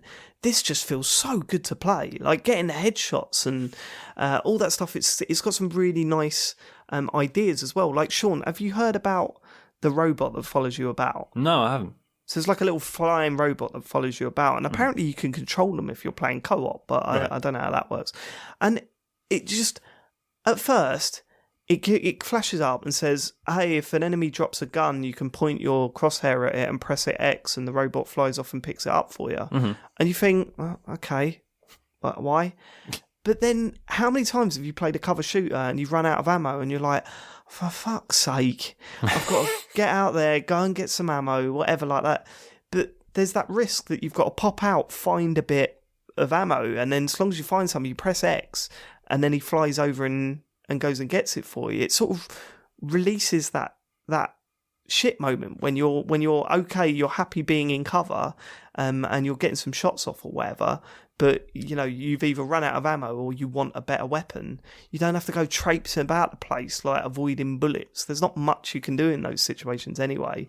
And it just works. Like it's added these few little things like that just feel really good. And all the weapons, man, that shotgun just feels so good. Have you got the double shotgun? I can't remember what it's called. I've used it a couple of times. Yeah, the one that fires like 2 or 3 rounds at once. It's brilliant. Yeah, it's just marvelous. Yeah, I mean, all the weapons just feel really meaty, and it's like, you know, the what is it called, like the rodeo run or whatever you do when you run in that game, and the camera goes a bit tighter to you and the camera shakes. It all just feels really solid, meaty, really fun gameplay. Yeah, it looks absolutely stunning. Like whether I'm playing like 4K or playing on a monitor in 1440p, it looks fantastic. Like so many environments, I've always stopped to have a look around, just because of the way they use lighting and totally, and shades and whatnot. I mean, we're both very early on in this game, but I really have loved what I've played so far. Me too, yeah.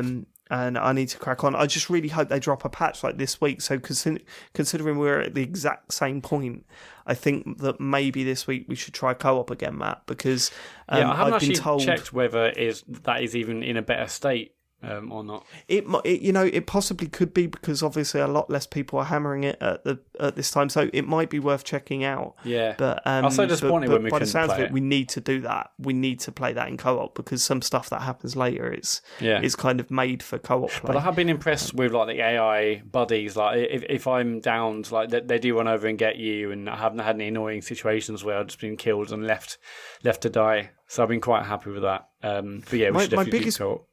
My biggest problem, other than the network issues we were having, is the fact that it treats it as either you're playing on my game or I'm playing on your game. Yeah, that's so. What happened? I don't know if you mentioned this last week, but we did loads on my save and it crapped out. And Matt was like, "Okay, I'll just continue in solo." And then you launched the game, and it was like chapter 1, act 1. I'd start again. And it was like, because it only saved on my profile, it didn't save on yours as well.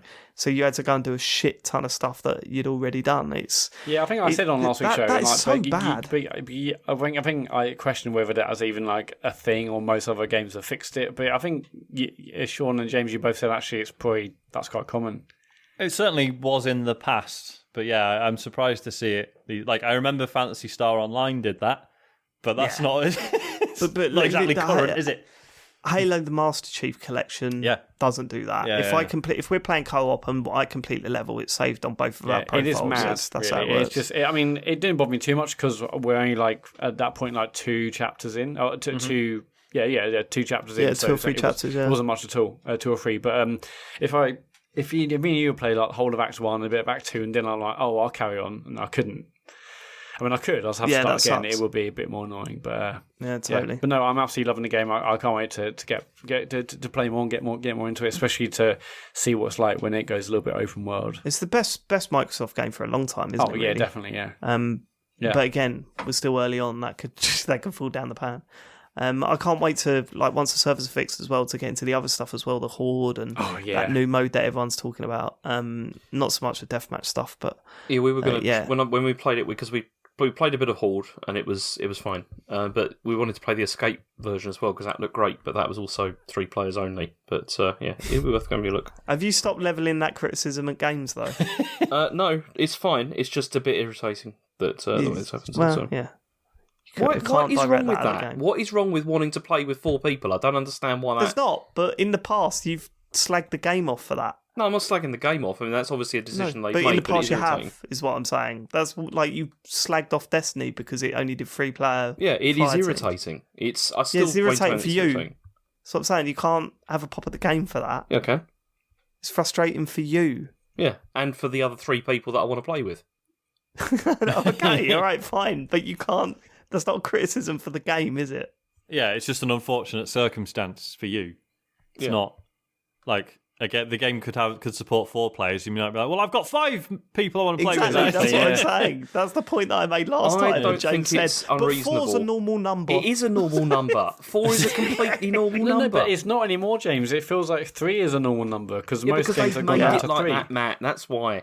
It's the government have changed it. Yeah. It's 3 is the it's normal Brexit. number now. Since Brexit, it's all changed. Look, I love it. I love it if there's like kids these days that are like, right, I've got 2 mates. And that's all I need now, because if I get another one, it's just going to be so awkward when we're playing Gears of War or Destiny. It's just, why bother? Exactly. And their mate's like, it's okay because on Anthem, it supports 4 freelancers. Okay. What else should we play, Matt? I finished Alex Kidd in Miracle World. Hey! It's done. Did you watch it last night, Sean? I didn't. I do intend to go back and watch it on Do YouTube you know then. about the ending to Alex in Miracle World? No. So it leads up to like a massive puzzle right at the end. Okay. And Matt was like, okay, let me work this out. And then James just told him the answer. No, that is complete bullshit.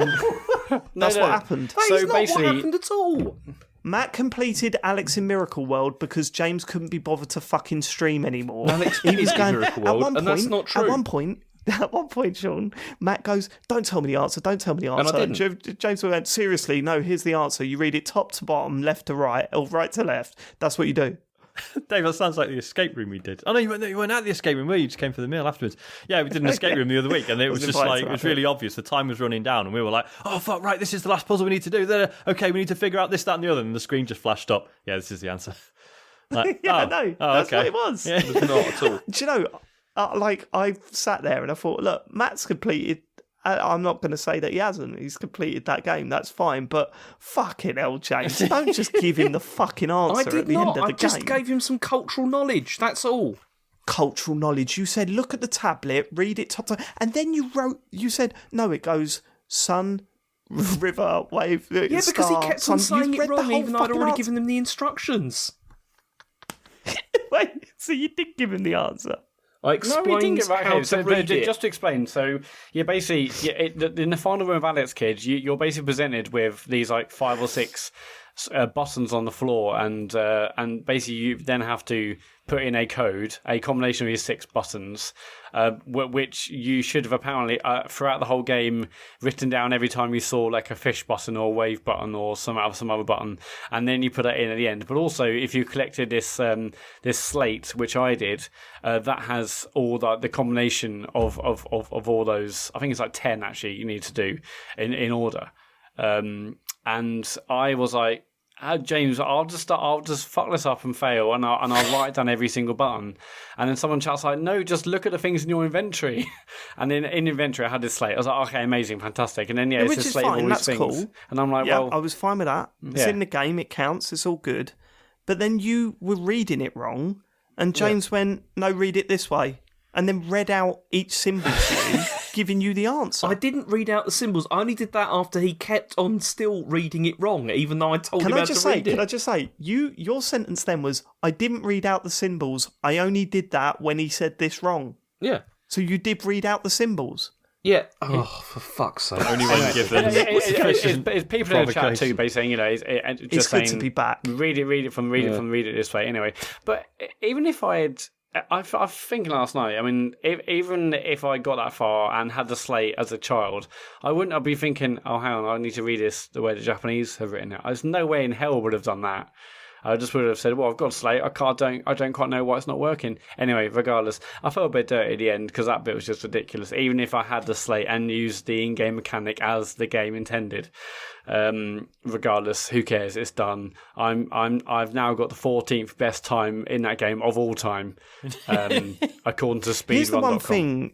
Here's the one thing that I can't wrap my head around. Why is this game so highly thought of? It isn't. Well, it is, but only with people. It's because it's a lot of people's first experience of platform games. I think, in Europe anyway, because loads of people have master systems, loads of people had this built in, so that's why many people played it. Because it is a fucking horrifically horse shit game. Oh, it is, yeah, absolutely. And also I still don't think it's aged well either. The controls are not great. They still are compared with Mario from that era. I'm fully used to that. It's more just the random yanking matches, and then that bit at the end. It's that's insane. Even if you got through to that last bit, I was like, there's no way that people are going to have written down all those blocks. Oh, yeah, it's ridiculous. Anyway, regardless, it doesn't matter. It's done. It's off my plate. Alex Kidd finally, after 27 years, is done. It would have been sooner if you knew James when you were a kid. Yeah. He could have just told you the fucking answer. Yeah, so James, when you were a kid, did you know to read it in a different way? I think I read it in a magazine, almost certainly. There you go. Yeah, I can't see anyone working out first time. No, anyway, it doesn't matter. That's why you wanted to go through it and just keep trying it. On your 7 lives you had left. You wanted to try and finish the game. You would absolutely have failed, and then we'd have had to have gone through that stream all over again. It was already. So can I repeat that point again? Matt completed that game because James didn't want to stream anymore. Rubbish. Correct? No. I mean, what do you mean rubbish? You've just proved me right.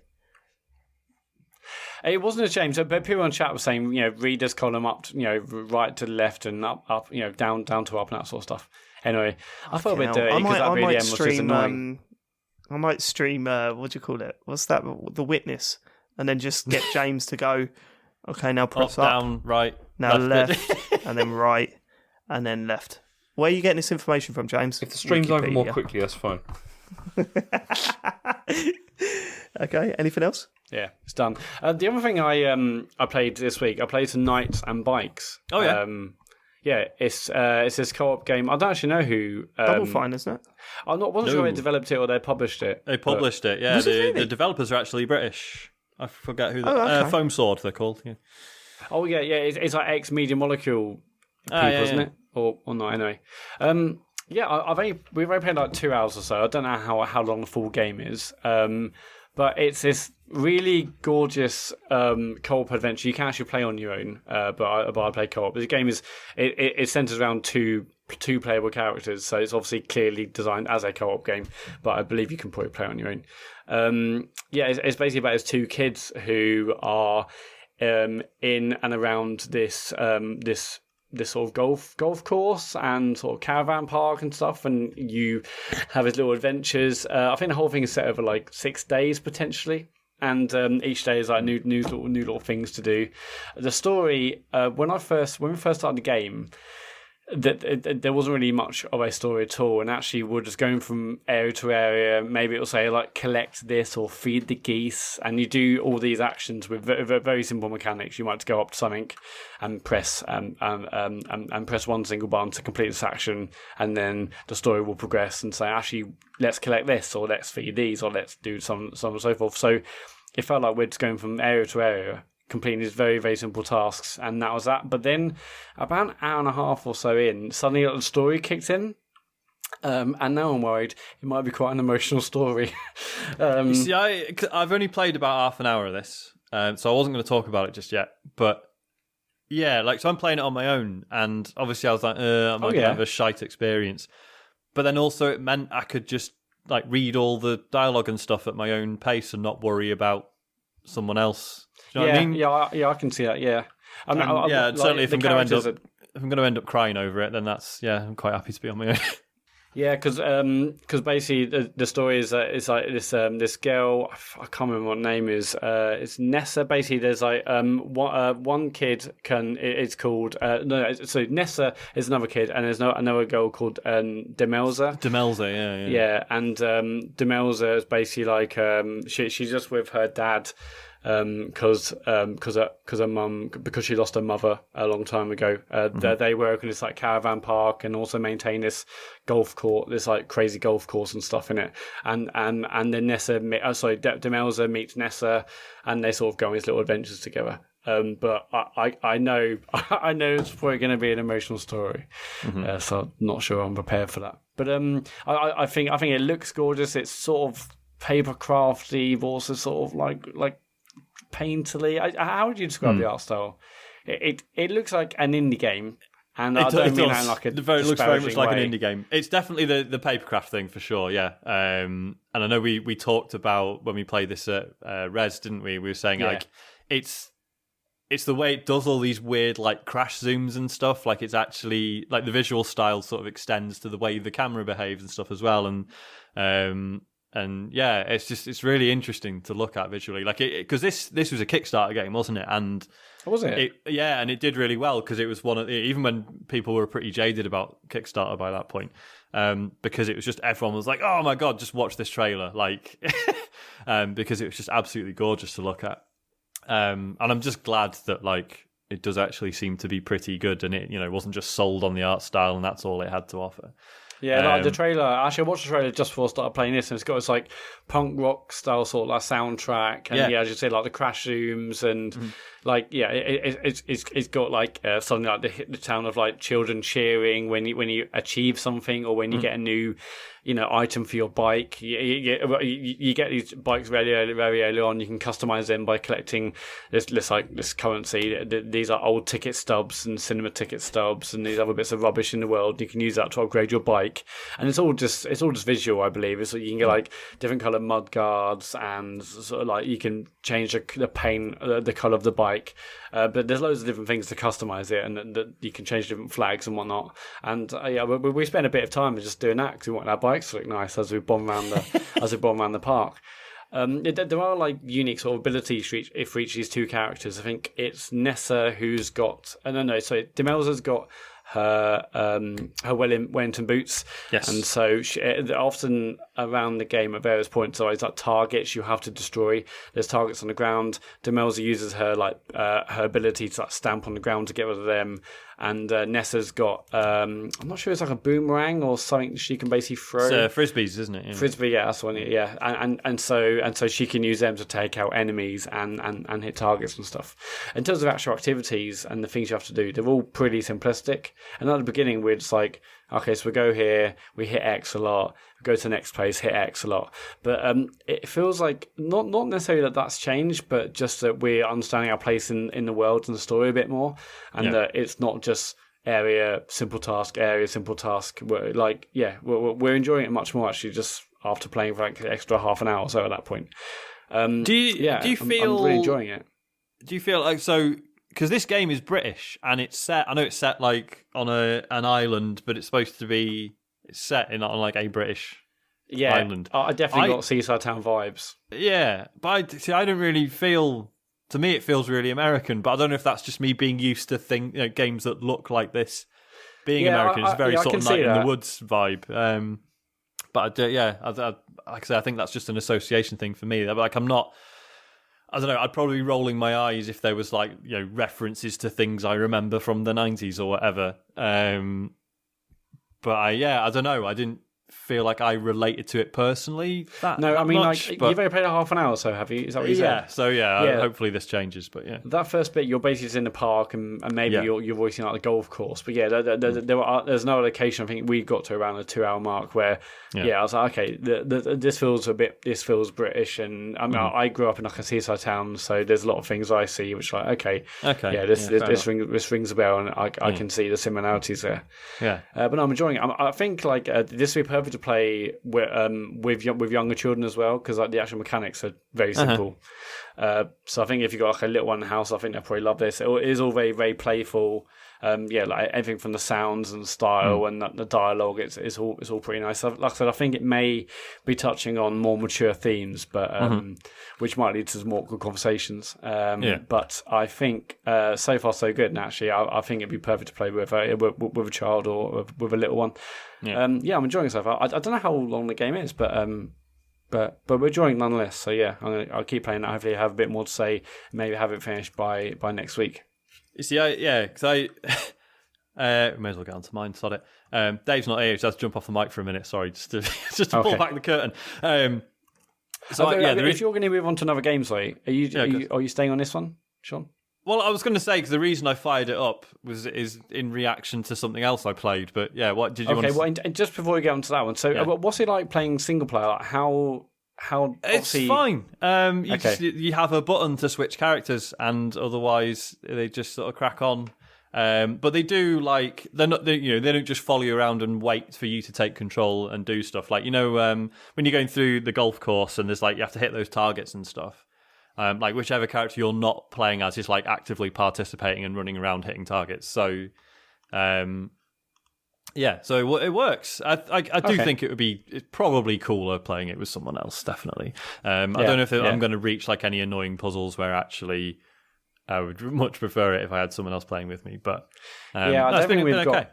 Yeah, I don't think we've got to a specific puzzle like that yet, but it's good. I'm eager to get going and get finished hopefully this week. Yeah. And I think How Long to Beat has got no time for this whatsoever. I looked at that, but I think I looked at it in like launch week. So yeah. I mean, I'm on that website a lot actually these days, but no, I looked at that and there was new response. So, but it was only new. But yeah, Knights and Bikes. I mean, I'm enjoying it so far. I'm eager to crack on and play more. And that's what we've been playing. Like I said, I've been really struggling to like stay up past 10 o'clock in the last week. I don't quite know what's happened to me. Hopefully this week I can finally caught up on you, Matt. I was going to say it's probably chronic exhaustion, Matt. It could be that. Matt saying like, I don't know why this has happened. And everyone else is like, yep. We all know. Yeah. But I'm like in the day, I'm going to play this, I'm going to play that, and then when I get in, by the time everything's done, I'm like, I could play, but also a sleep would probably be better for me. Yeah. Anyway. Nights are drawing in, mate. It's winter. I know. But I'm going to get. I mean, lots of things now to get done before Zelda out on Friday, and there's probably games out in a week. God, yeah. But yeah, no. So yeah, I was saying the reason I played a bit of Knights and Bikes was because I needed a bit of an antidote to playing Blasphemous. Have none of you played this?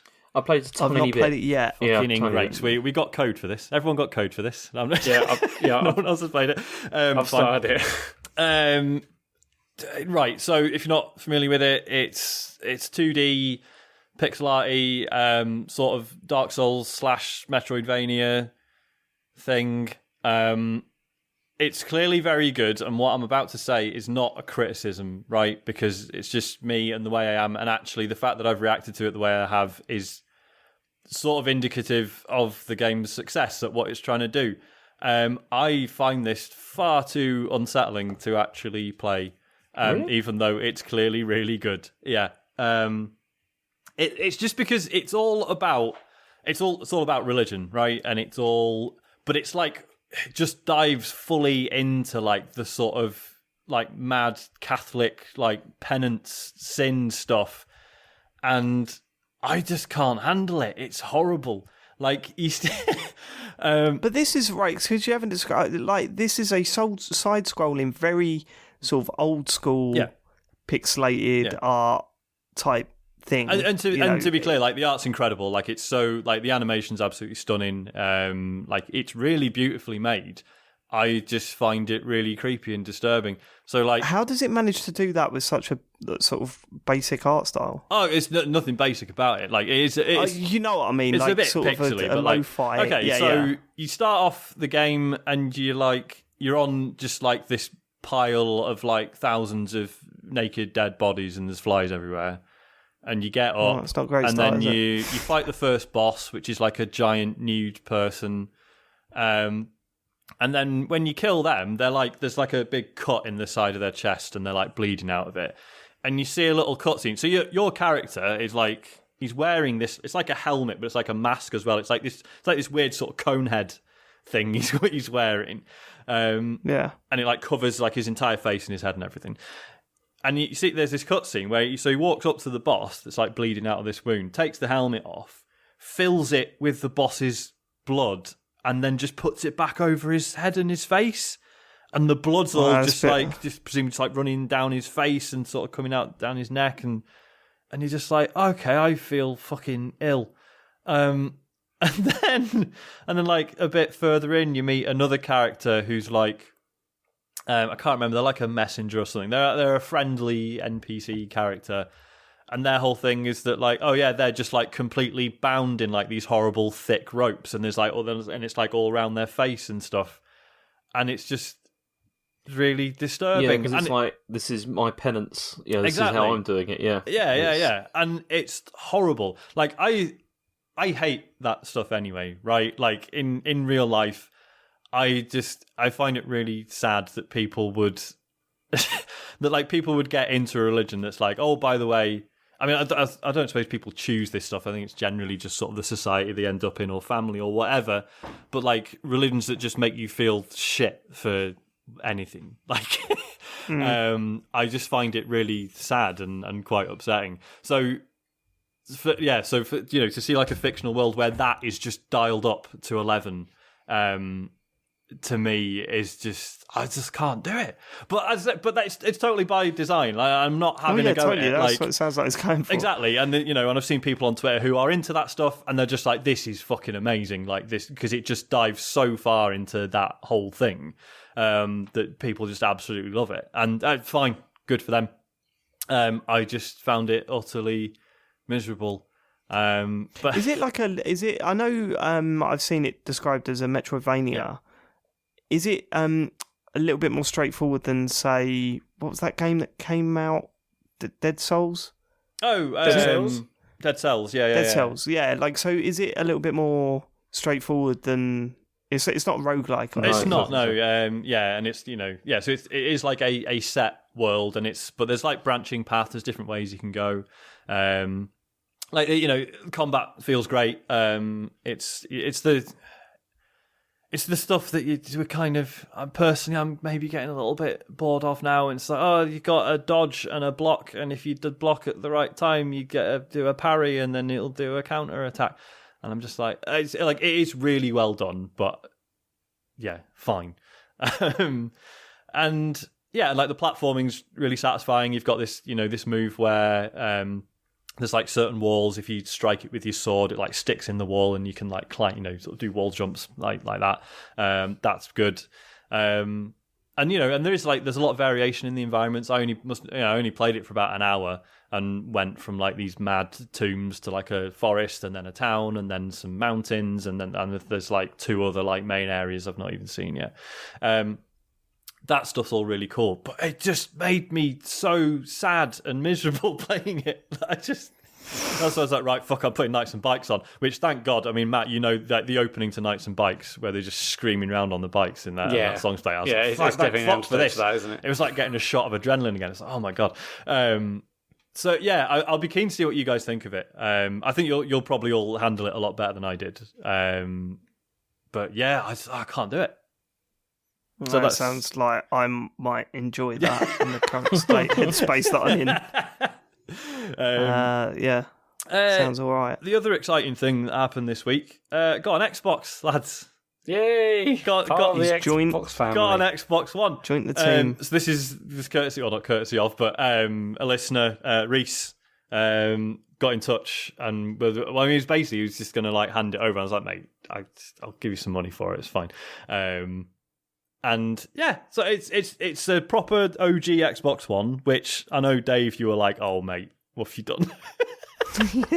I was a bit. I mean, maybe it's just because all I've heard is like Farley slagging it off for the last 3 years. It's been fine. The menu crashed on me once, but it's been all right. Like It's the OS isn't quite as bad as James makes out. There's some weird design decisions with it. Like as you're going through the menus, there are some screens, like usually you can just press B to go back, whereas sometimes you have to navigate to a button that says back and press A and stuff like that. But who cares? It's good. I like it. Because one of the reasons I was going to get it. Have you guys ever been to, when you go to your local tip? Yeah. Do they I'm there most weekends.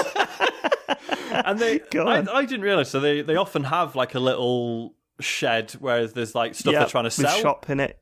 Yeah. And they had Xbox 360s there for like 30 quid. And I was like... Come on. Well, yeah, I wasn't going... 30 quid. But I was like, because I've still got my Xbox 360, but it's not got a wireless adapter. So I thought, do you know what, 30 quid for an Xbox 360? Was it Xbox 360S, the one they brought out afterwards? Yes. Yeah, so I was sort of weighing that up, and they were 30 quid. And then, when I got offered this Xbox One, I was like, well, it plays pretty much every Xbox 360 game I'd want to play anyway. So, it's been fine. It's been good. And I've sorted out... Go on, sorry. The best thing about that system, and what I definitely feel that even the original one has over the PS4, is that you boot it up and it just goes, do you remember all those games you bought on 360? Yeah. Install them now. Yeah. You know what I mean? When they switched that on, like for the first time on the Xbox One, and I looked at my games library, I was like, oh my God, this is good. You know what I mean? There's so many games here that I'd forgotten that I'd even purchased. And they were just ready to be downloaded. It was so good. And obviously, I've been enjoying having Game Pass on PC finally. Like, if I didn't already have that, this would be absolutely incredible. As it is, it's pretty good. It's a cool thing to have. Like, I've played a few games on it that I could have played on PC, but obviously it's just a bit more convenient playing it on a console. What did you go for? Well, so first off, I played a bit of Skate 3, obviously. Obviously, what was that the first game you played? So you got to get back into that world. First was I had a quick go on Viva Pinata again. Which turns out I was aged pretty classics, badly. But yeah, Skate 3, it's still amazing. Although I forgot Jason Lee's in it, and I've got nothing against him, but the character he plays is really annoying. Forgot about that. Did what at the start? Yeah, he's Coach Frank. Yeah, I mean, he was. That's where that's about as far as I got with that game. When it comes back was compatible or whatever. I think they gave it away as a Xbox Live game as well. Did they? Shit, I must have missed that. I think so. Yeah, and that's so I downloaded it and played it, and just was like, it was like, hey, so you got to do this, and I was like, oh fuck off. Yeah, you know what I mean? Like, it was any character that thinks it. It's funny to say their own name repeatedly. Like it just end every bit Coach going, Coach Frank. says. Yeah, it's like, yeah, all right, mate. Yeah.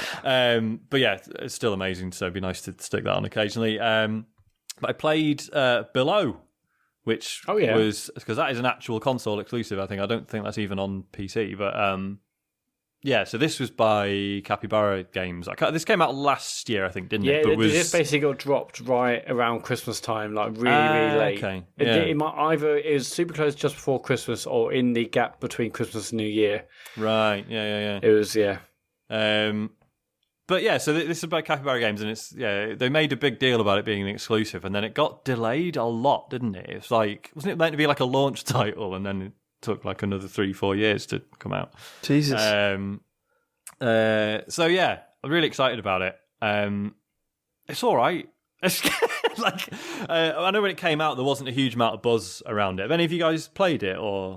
No, I installed it because I was also quite hyped for it, and then when like the not mega positive things came out, and also it was a time of year. I think loads of other things had come out, or I was still playing them and whatnot. So I didn't jump on it, sadly. No, fair enough. So it's like a dungeon crawling, like sort of top down dungeon crawler action, sort of with like survival elements. So you're sort of wandering around. Everything's really dark.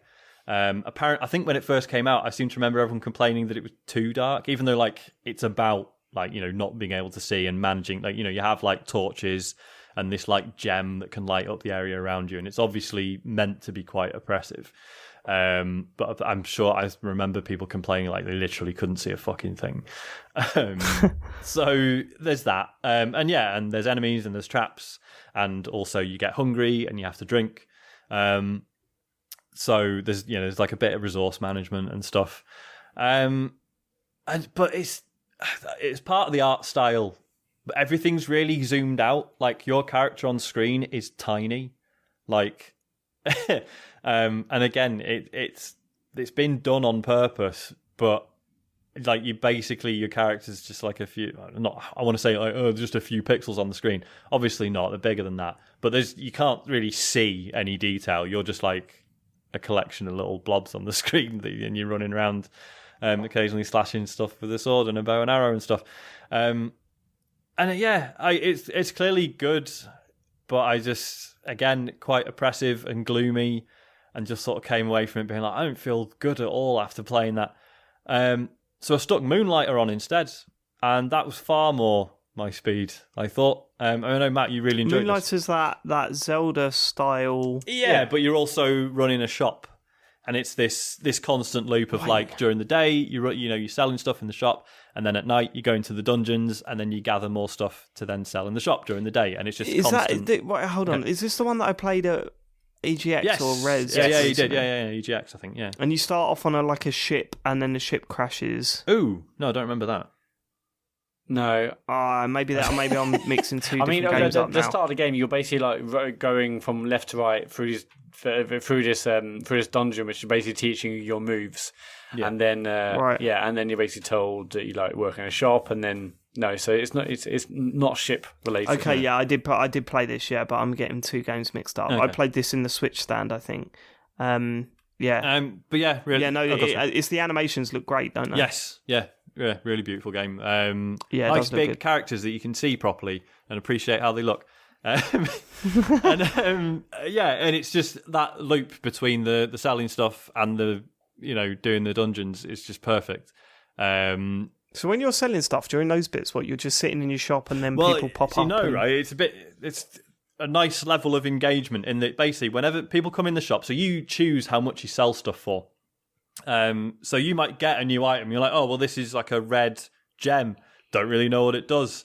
I guess I'll sell it for 50 quid, see what happens. And so then people will walk in and they might see it. And depending on what the item is and how you've priced it, they might be like, holy fuck, this is a bargain. And they'll race over and like, right, I'm going to buy this. And you're like, shit, I've priced it too low. Or they might look at it and be like, no, this is a rip-off. So you're watching for those reactions, and then you can like run over to the the bench where all your items are out for sale. And be like, right, shit, make that more expensive, reduce the price on that, this, that, and the other. So you're constantly reacting to like how people are perceiving what you're selling. So it works really well, and like the game does a nice job of selling, like you can bring up like the information on any particular item, and it'll say like, right, you tried to sell it for this much, this was the reaction it got. You tried to then raise it to this much, and then that was too much, and then so you're like, right, well, I need to find a price between the two, and it's about finding like the perfect price for different items. But then also, I gather over time, like demand for certain things like changes a bit. So there might be a time where something's rare, so you can get away with charging a bit more for it.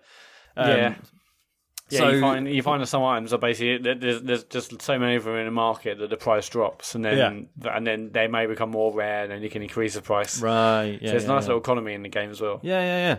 And has it got a 2 for £1 button? Did you know there is a sale basket? Bellow that out. There is a sale basket. If you just chuck something in the sale basket, just get 75%. Yeah, but I'm talking about like the market salesman shouting. That would be great. 2 for £1. There's people walking past. Come on, 2 for £1. You're at I'd love that. Doing the actual dungeons is fine. I don't know, Matt, I don't know if you're the same. I find the combat a little bit sticky at times, but I don't know if that's just me not being used to it. It doesn't feel as good as other games like this does. It's fine, and like there's a fair few moves to like chain together and this and the other. But it's like the way it uses like jumps. So basically, I think you hold down a button that it like automatically jumps over a gap, but then that same button does other moves as well. Yeah, depending on context. So yeah, combat was fine. I think it was good enough and it was fun enough. Yeah, like I've had a couple of deaths which really didn't feel like my fault, and you do like lose most of the stuff you're carrying when you die, which is really annoying. I think, and then you come back, and then it's different anyway. So yeah, exactly. So it's not even it hasn't even got the whole like, oh, well, you can run back to where you died and get the stuff back. It's like, no, it's just gone. Deal with it. Which I did turn it off because that happened, and I was like, right, I'm not playing any more of this tonight. I will go back, but yeah, that's not very encouraging. And gaming's in a weird place for that at the moment. Yeah. Gaming is in a very weird place, and I'll come on to this later, but, you should be punished for dying, but at the same time, people don't want to be punished for dying anymore. Yeah. And it's like it's an impossible problem at this point, isn't it? It is. Yeah. It really is. As I say, I'll speak about that more in a bit. And I think because the thing with Moonlighter is like a run through the dungeons can only be like minutes sometimes, and you can pull out whenever you want, more or less. Like once you've gathered like a few bits, you can just use this amulet and then leave. So the idea is that if you did die, it probably means you were being a bit greedy and you were like, oh, I've got all this amazing stuff, I'm going to carry on. Whereas actually you could have left at any point. So yeah, I think it's more just getting learning the rhythm of that and how much of the dungeon to push through before deciding to pull out. But yeah, so yeah, no, I really enjoyed Moonlighter. Like I say, I could have played it on PC, but it's just the nature of the game. It's just nicer to play it on a console where it's just a bit more instant. I mean, the Switch version would obviously be an absolute dream. I know it's been on sale a couple of times. I want to get it on Switch as well. Yeah. So yeah, that would be tempting, but yeah. Has that actually happened? I want to play this game. Or is it out on Switch or is it not? Yeah, it's been out on Switch for ages. Yeah. And like I say, it's been on sale a couple of times, so I'm sort of wishing I'd just picked it up, really. But now, come out this year, though, didn't it? Oh, no, was it last year, technically? I can't remember. I think I thought it come out. Well, we played it this at last year's EGX. I think it might be last year, but I don't. Okay. Oh, you're right. Yeah, that was last year's EGX, wasn't it? So yeah, good game, good console. Glad I've it's very weird getting a console at this point in the timeline, because I'm not turning it on and being like, oh my god, I can play all these games, because so many of them were on PC already. It is just a slightly nicer way of playing certain games. Obviously, so I can play Devil May Cry 5. That was because we were talking about this the other week, and that's why Reese got in touch in the first place, because I was like, fuck, Devil May Cry's on Game Pass, but not on PC. It was only on consoles. So I'll definitely get that looked at as well. And I'm probably for Gears 5 and stuff, it's probably going to be a nicer way to play that. But yeah, we'll see. And I mean, with Game Pass, there's new editions happening all the time, and it's just totally. There's just so much on there. Yeah, absolutely. I do still kind of like the online, just the way you go about doing things with your friends online a little bit more on Xbox than I do on PS4. Yeah. Like setting up a party, chat, and all that sort of stuff is so fucking simple. And accepting invites and shit. Yeah. You don't even need to come out of a game to accept an invite for a party. That is nice anymore. Having just that overlay rather than having to actually pull out to a menu and. Well, it's not even the overlay. I mean, you get the notification at the bottom. You hold down the guide button. You're in the party chat. That's it. You don't need to bring up the sidebar or anything. It just does it all for you. It's really good. Fair dues. I mean, don't get me wrong. There are way more advantages of owning a PS4 over an Xbox One, but that sort of stuff just makes that. That stuff just a little bit better in my opinion. Yeah, totally. Okay. Right, is that all you got? I've got a few. So, I mean, the game that I was talking about earlier when I was talking about punishable deaths was surprisingly Zelda. Now, I need to get this right. Link to the Past on my Switch. I just stuck it on. Yeah, I just stuck it on because Harry was, we were looking at these old games and, Harry wanted to watch Kirby and I thought, well, I'm not playing that. So I just went, oh, look, do you remember Zelda? We'll play a Zelda game. We've totally got into it. We're getting all excited about, going into dungeons, and he's coming up with ideas on how to solve puzzles and stuff like that. It's been a really fun experience playing it alongside him. It suddenly got me interested in getting Link's Awakening again. The crazy thing about this one is that I was so sure that I played this game. I remember the box, you know what I mean, having it in my hands, but maybe I didn't, because I don't remember any of it. So, I'm playing through it and I'm like, I really don't remember any of these dungeons, any of these enemies, going into the forest and being chased by those guys that rob you. Like, it's weird. Dave, also, it feels really... Did you play this before? Like, what did you play it on, do you think? I'm not sure. Well, I had a SNES. Oh, you did? Okay. So I assumed on that. But maybe I did, and I've just forgotten large chunks of it. I tell you what does feel weird: how small the world feels. Yeah. Because obviously it's going to be a lot smaller. But I look back on now, was Link's Awakening, was that a bigger world than Link to the Past? No, the opposite. I think It was smaller because I remember big chunks of Link's Awakening, so I'm happy with that. But in my head, Link's Awakening, the world in it was insanely big. I don't know. I just thought, fuck. I think it's like, I was talking about Super Metroid last week or the week before. Like, as a kid, it just seemed so impossibly vast, and now it's like, that's fine. And it's just like the same with Link to the Past. Like, again, as a child, I remember like we'd load up Link to the Past, like me and my brother, and we'd just put it on and just kind of wander about, just being like, what do we even do next? This is insane. Whereas actually, it's pretty straightforward. Tells you where to go. Yeah, it is. Yeah, it does. It just puts it on the map for you. But like, there's still been some great moments, like the first time you enter the castle and you're treating it like a stealth game because you're so scared of all the soldiers in there. And then when you return there, when Zelda gets taken, when you return there, you're just going in smashing the shit out of everything because you've got the combat down this time. And little secrets and bits and pieces. We've just really, really been enjoying it. But the one feature that kind of stands out is the rewind mechanic, because as I said when you were talking about that other game, what was it? Blasphemous. Sorry, you talk about. Zelda, you should feel peril. Like when you die, you should feel that you're being punished for that. But in this, every time I die, I'm just like sometimes every time I lose a couple of hearts, I'm like, fuck this, rewind, and there was part of me thinking, I wish this was just in every game. I'm dead, okay, rewind to where I want to rewind to and then continue. But ultimately, you're robbing yourself of that challenge and that, I don't know, that fear of death a little bit. Well, if you want to use it, though, isn't it? It's like, it depends on... It is, but you will use it. When the choice is there, you'll use it. Because why would you do that whole thing again? But sometimes it's important to do that whole thing again to add to the tension of the combat, isn't it? I mean, you look at Dark Souls, for example, the whole point is that it forces you to get back to that boss. You're not just plonked in front of the boss again when you die. And that's a big part of the tension that you feel when you're playing it, because you don't want to have to go through that whole run again to get back there and stuff. It's really, really, like, as you said, it's blowing my brain at the moment, because I know what I want, and I want that tension, and I want that challenge. But when I'm given the choice, I will take the easy route out. And that's fucking mad. Even to the point where I'm going, every game should have rewind now. Fuck it, why not?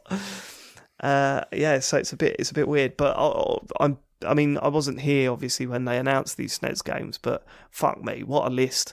You know what I mean? Why buy a SNES Mini? That's the question. This knocks that one out of the park.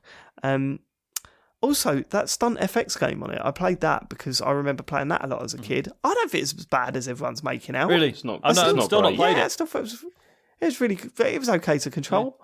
I quite enjoyed the few races that I had on it. The frame rate's like single digits, right?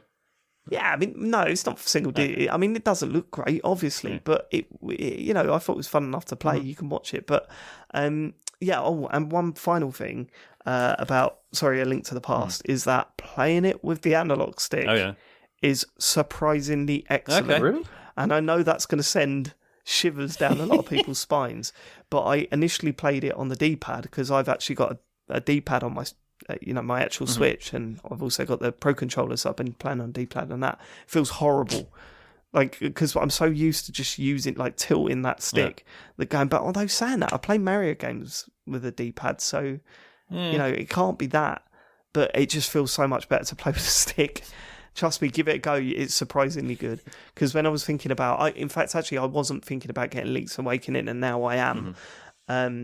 I will have no problem converting to the stick for that game either, because I'm sure it just feels nicer to play like that. It's weird, odd one. Didn't expect that.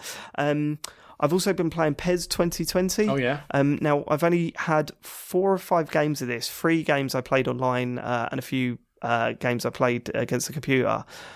I think it might be shit. I had heard that, yeah.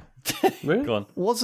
Was not expecting this. Yeah, it's doing some weird shit, man. So this might have been in the last PES because I didn't play PES 2019. And what happened was it came out on Games with Gold. I downloaded it. I launched it. It sent me to Internet Explorer twice and sent me through a bunch of messages about new boots that I've unlocked. And I turned it off and said, oh, fuck this. I'm not playing this. So I launched this one.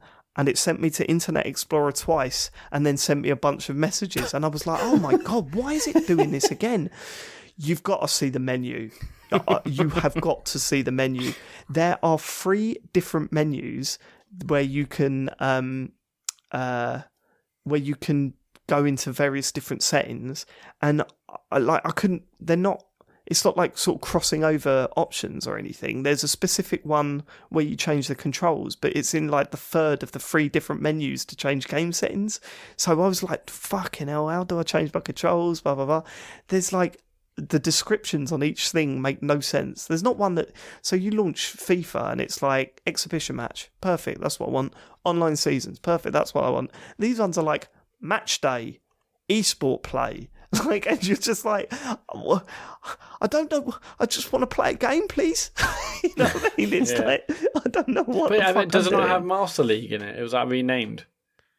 It's got Master League in it, but you go to I don't know. I'll have to show you because it's just weird. The whole menu setup is weird, but we've had to deal with this in PES, so I didn't worry too much. I thought as long as the online game. I just found the football really unresponsive and confusing. So again, this might have been like brought in PES 2019, but I didn't play that game, so I'm experiencing it now. Instead of one cursor above the player you're controlling, there are 2 cursors over 2 different teammates, right? One that you're controlling, flat out controlling. The other one you can kind of command what to do. And it feels like what it wants you to do is if you're going in for a tackle and you're defending, if you're going in for a tackle, hold down X to send the person with the orange arrow above his head and position the player that you're controlling, the one with the blue above their head. But then if you do that and then you switch to try and control a different player, it automatically switches to the one with the orange cursor above their head. So suddenly you're controlling the guy that you're kind of automatically sending out to make a tackle. Right. Oh. So that's fucking weird. There's also moments where if the ball goes near the player that you're not controlling but has the cursor above their head, if the ball goes near them, they don't seem to react to get the ball. It's like they're going, well, I'm kind of being in control and he's not telling me to do anything, even though the ball's like half a yard in front of me. I'll just leave it. So there's been so many times where someone's just passed past that player and he's just stood there looking at it and they've just run on and scored. So either I'm missing a very fundamental way of controlling this game or it's just the fucking mess. But is this just because it would take like a long time to get used to, but then once you've had it's actually genius? Or is it just a mess? Possibly. I doubt it. I mean, there's nothing genius about the ball trickling past one of your players 2 yards in front of them with no one else around them and them not going for the ball. Mm-hmm. You want, with these games, it's sort of a balancing act of wanting full control, but also wanting it to feel realistic, and not like quap. It's just, you'd expect players to naturally react to where the ball is. And when they're not doing that, it breaks the look of a football game. It just looks like a mess because the players not acting in the right way. But, I'm 5 games in. I haven't really sat down to try and learn these systems. So maybe I am at fault here. But even if I am at fault, you'd expect the AI to at least react to what's going on around them and not just stand there going, well, I'm waiting for a command, so fuck it. So it's not left a good impression. And it's hilarious what they've done. How this game is not in trouble is beyond me. And I wouldn't be surprised if there was some sort of fine going its way. Yeah. Right? Really? Sean, you're aware that FIFA hold the licenses, PES don't. So for years, you've had team names like Man Blue, West Yorkshire White, stuff like that. They've scrapped that now. Oh? Totally scrapped it. Yeah, and they've just gone Manchester United R. What? Manchester City B. So it's... And I was just going, why have they just whacked letters on it? And John just turned around to me and said, haven't you noticed the letters are just what colour the is? Yeah. So it was, Well, they think it was that Millwall gets them BW. around... Wow. I guess. There's no way that they can get away with that. And he said, if you look at the Premier League teams as well, they pretty much just give us the kits, but with their crappy fake badge on it. What about... It's like the sort of kits that you buy on holiday in Turkey. It's like, it looks like a Man United kit, but it doesn't say Man United on the badge. You know what I mean? It's it's really risky. Even the commentators just say the team names. Like, they just got Millwall, Man United. Like, it's they don't give a shit anymore. It's fucking rogue. How strange. I mean, it's a shame because like the whole like West London blue or whatever it was, like that was part of the charm. But it was kind of funny, but you would change that.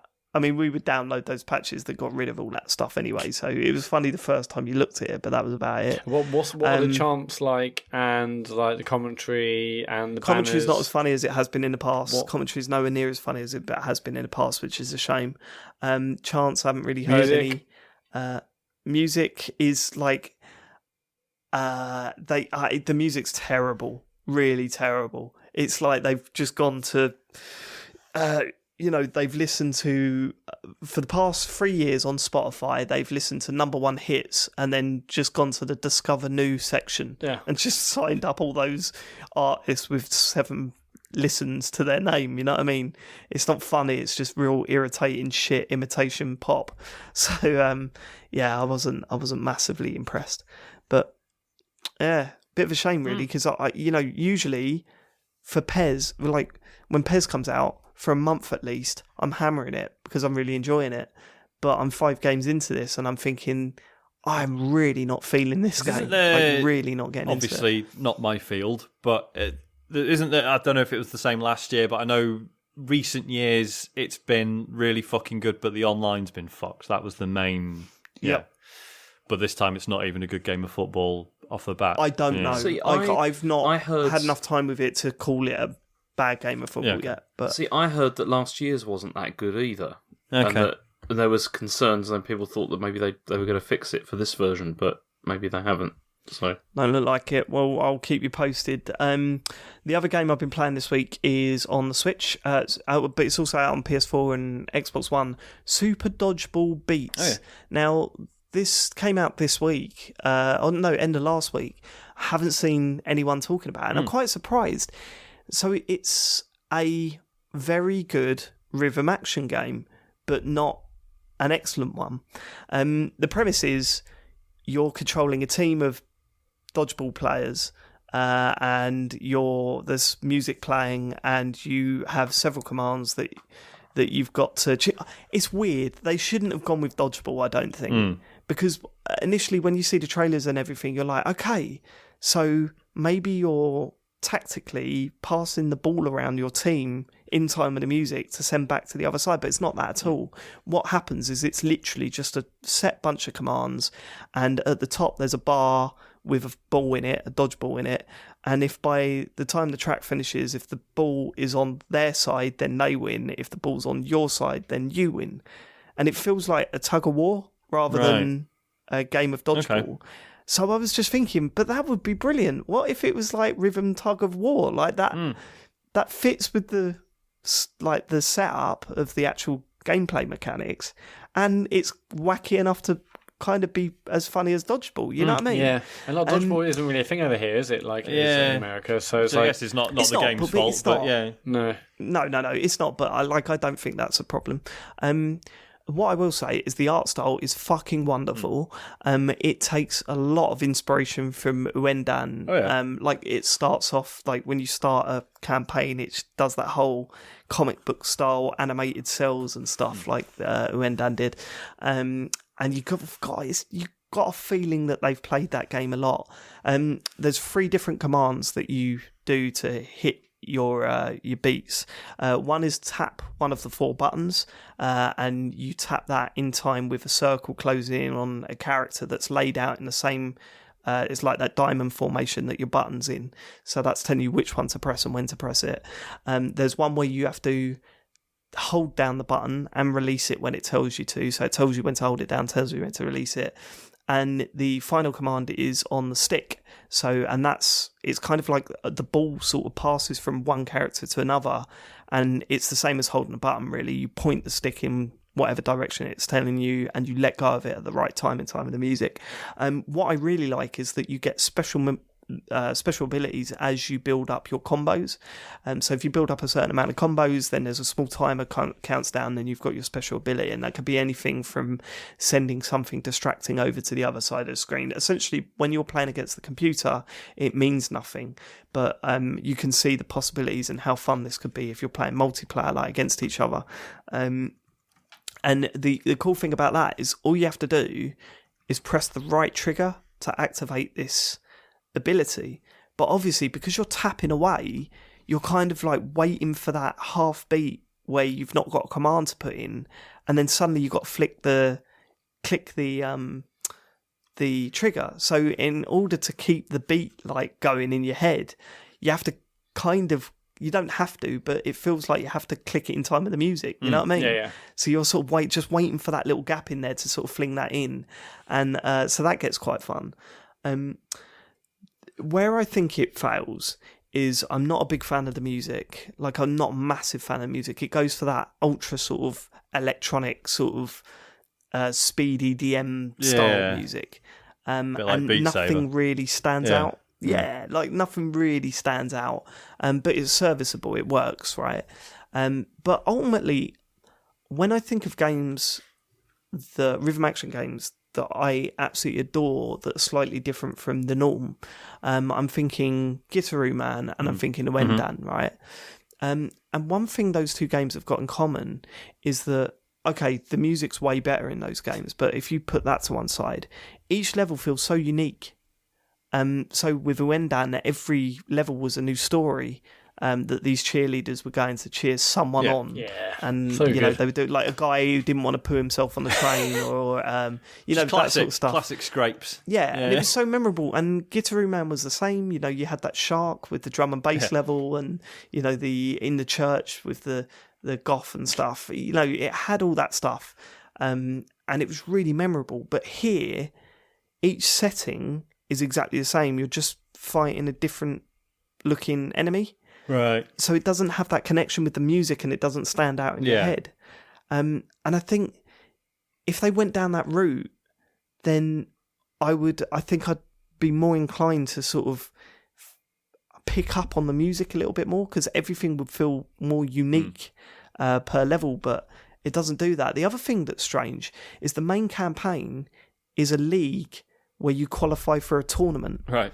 So you're playing matches against other dodgeball teams, and you get points for a win, but you also get like no points if you lose. So if you fail a level, it's not like, okay, do it again, which is what you should always do in a rhythm action game, because then you're learning the patterns and you're learning how to get through that specific level. It just goes, you lost that one, okay, play the next one, see if you earn points in the next one. And it's kind of like... So you're always doing them for the first time, you're never really rehearsing them. You're always doing it for the first time, you're not going back. And you can pause it and quit and start again. Yeah.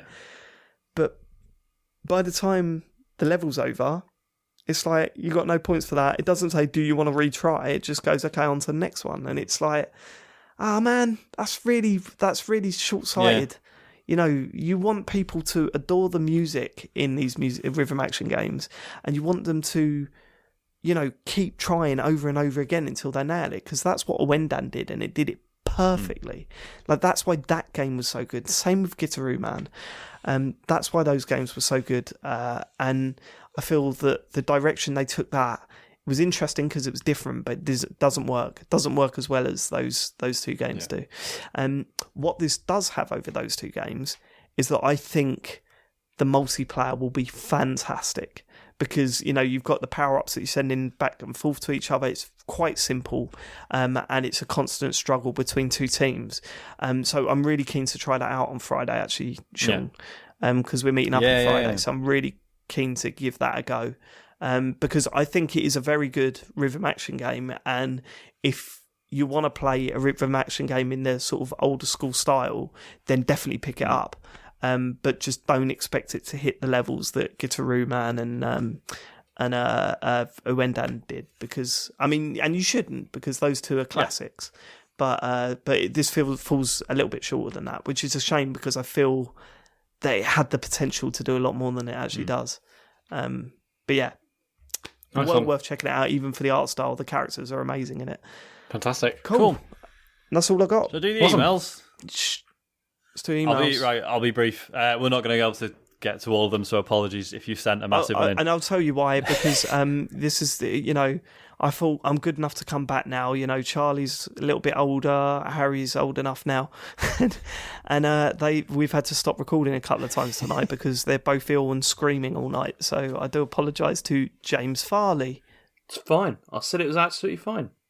You don't mean it though, do you? Of course I mean it. What James means is he bears you no ill will, but he is also really tired. He's also it's currently lying bad, down. but it's not your fault, is what I think is what James wants to say. Good. Cheers, James. Right, Kurt Lewin says, "Hi chaps, welcome back, Dave. Wanted to get my question in for Dave while I remember to do so. Rocket League has just been announced as an e-sport in the next Olympic Games, and I wondered if Dave or any of you would end up watching it. So it's not actually in the Olympics, right? It's like a side show or something that's semi-involved with the Olympics or something like that. Is that right? I should never be in the Olympics, should it? I don't know. It shouldn't, should it? Esports.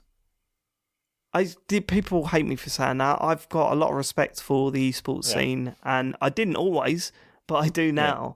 I shouldn't be the Olympics. Don't associate yourself with that. Establish your own thing. Yeah. Esports is different. Be proud of being at that and establish your own shit. The Olympics doesn't feature like motorsports, does it? Like, do you know what I mean? Well, I mean, when they cancelled darts, they wouldn't let you do darts in it. But a lot of skateboarding's in there in 2020. Oh, that's true. Yeah. So I'm sure it's... whatever. Who really cares? Will I be watching it? No. Really? Okay, I thought you'd be up for that. I'd probably watch it if it was on when I was free. Well, I hadn't. So if Sue Barker was talking about the coverage on BBC, like Red Button, you wouldn't be watching it?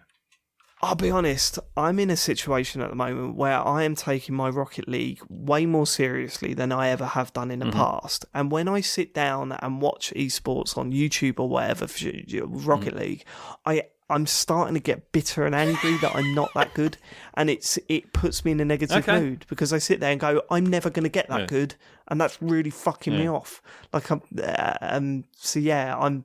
a bit bitter with that stuff. Maybe once the sleep deprivation goes away a little bit, I'll be more open to the idea of watching pros. Yeah, it's such a shame because I'm so far down the ladder that I'll enjoy watching it, but to the point that everything that happens is pure wizardry to me.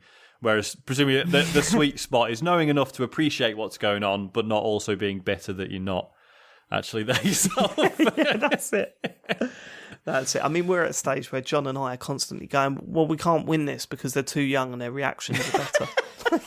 It's just, that's the situation we're in, where we're like, that's definitely going in the back of the net because I'm 2 yards out, I've thumped it at 100 miles an hour and they've saved it somehow. Fuck you. You're just young. That's why you've saved that. See, I still don't think I'd watch this stuff, mostly because... I don't feel like I've got enough time to play games as it is anyway. Whereas I'm just thinking... watching, I'd rather just play when I've got the time. No, that's fair. Yeah, but what if you want a place where you can't play because maybe at work and, Then I'd rather just watch a lovely drama or something on TV. A lovely drama at work. Can you give us an example? I don't really go for the competitive stuff usually, but then I do really enjoy watching, like AGDQ and that comes on, so watching speedruns and stuff. Oh God, I love that. I mean, Matt, brilliant. I'll be intrigued to see if you get involved this time now that you've got the 14th. Alex, now I'm officially a speedrunner. I'm very tempted. I mean, that run was glitchless as well, Matt. That run exactly, yeah. Not like the rest of these punks glitching. Any glitchless. I'm very close to 13th. I'm obviously 14th. I would just need to shave off about 35 minutes. But I think actually, if maybe we have less stories, I'll probably be fine. And Could you imagine like Matt on Awesome Games Done Quick, like the whole stream, the whole lot, he gets right to the end and he goes, okay, everyone, hold on. Press pause. Hi, James. I'm at the puzzle. Can you just give me the answer, please? Okay, thank you. Clock's ticking, James. I mean, when I submitted it, and it's thanks to Cammy Toman, because I probably wouldn't have bothered. But you should submit it to speedrun.com, so I did that. And but you have to put a link to the video, and I create a highlight from the Twitch, and someone has to approve it before you can go on the website. I just love the idea that someone's had to watch me just playing it normally, we're having conversations about all sorts of random stuff, us stopping 10 minutes before the end saying, look, is this cheating or not? I don't know how I feel about this, James. Well, maybe I'll start again. And you're like, don't start again. The idea is I'm watching that. And then when I even had the opportunity to finish it, I then, kiss my fingers, look to the sky, then did it. I could probably take 15 minutes off that, I reckon. Right, Craig Lawson says, hi guys, if there isn't already at the end of the year, can we have a public poll for the best news intro of the year? My vote goes to the Sperm Cube. Last week's intro was such a shit show, I forgot what podcast it was I was listening to. All the best.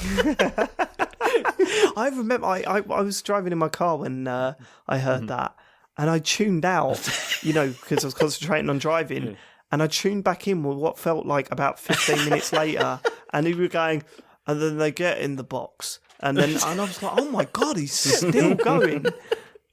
Because I checked, it was actually only about 2 or 3 minutes, but fucking hell. Yeah. Felt like, him just reading it out felt like an eternity. It's an absolute work of art. Even worse when you're just listening to it. Steve Garrett, welcome back, Dave. What's happened to all the D&D talk? Is this going to be a reality? I think Dave would make a marvellous dungeon master. I don't know. Can we leave that to New Year? Yeah, God, yeah. I was just going to say, obviously, with you coming back to the show, I know that's like a whole new level of commitment. So I think we're just going to feel it out for a bit and just sort of be all right. We'll figure it out. Few more you go full Nels if you want that. All right, full Nels. Are we allowed to? Given that Star Calls is no more, are we allowed to set a higher stretch goal for the D&D podcast, or does it have to be this? Okay, fine. All right, fine. No, we promised to do that series if we hit a certain thing. We hit the certain thing. We've done the series. We don't have to replace it. It was always designed to be a finite series. I really should have thought what I was going to do with Bell's Kitchen rather than it, because that's just got to run forever. Absolutely. You fucked it forever. Yeah. You've got Bell's Kitchen now. Right. Full Nels. Cyber John says a Dutch man said I was, quote, a child, as I'd spent all weekend playing various computer games, including Halo 3, some retro shit like Chucky Egg, and getting nowhere with Fallout New Vegas. What should I say to him? By the way, I didn't connect some pipes in the lab up properly, and we lost 7,000 litres of liquid nitrogen. Is that why he was called a child? It might be more to do with the losing the 7,000 litres of liquid nitrogen than the game stuff. Do you know Cyber Johnny? No, should I? Oh, God. He's been a listener, I think, since the Play Radio days. And he goes away for a year or so and then crops back up with the weirdest emails. And in the weirdest places as well. He used to comment in the Spong pages. I think he was the only one that did that. He once sent me 2 CDs full of Play Radio UK recordings. And a 4-page letter, handwritten letter, that just went on about stuff like that. It was quite incredible. All right, fair enough. What should he say? Just ignore him. I think I haven't really got time for. Sean, he doesn't exist. This is this whole scenario never happened. I see. Sorry, I'm quite tired. Right. Hang on, James is editing the document as we speak. I'm not editing the document. I'm just making you are. I can see you are. I can see you doing it, James. Right, well, that's it for the emails then.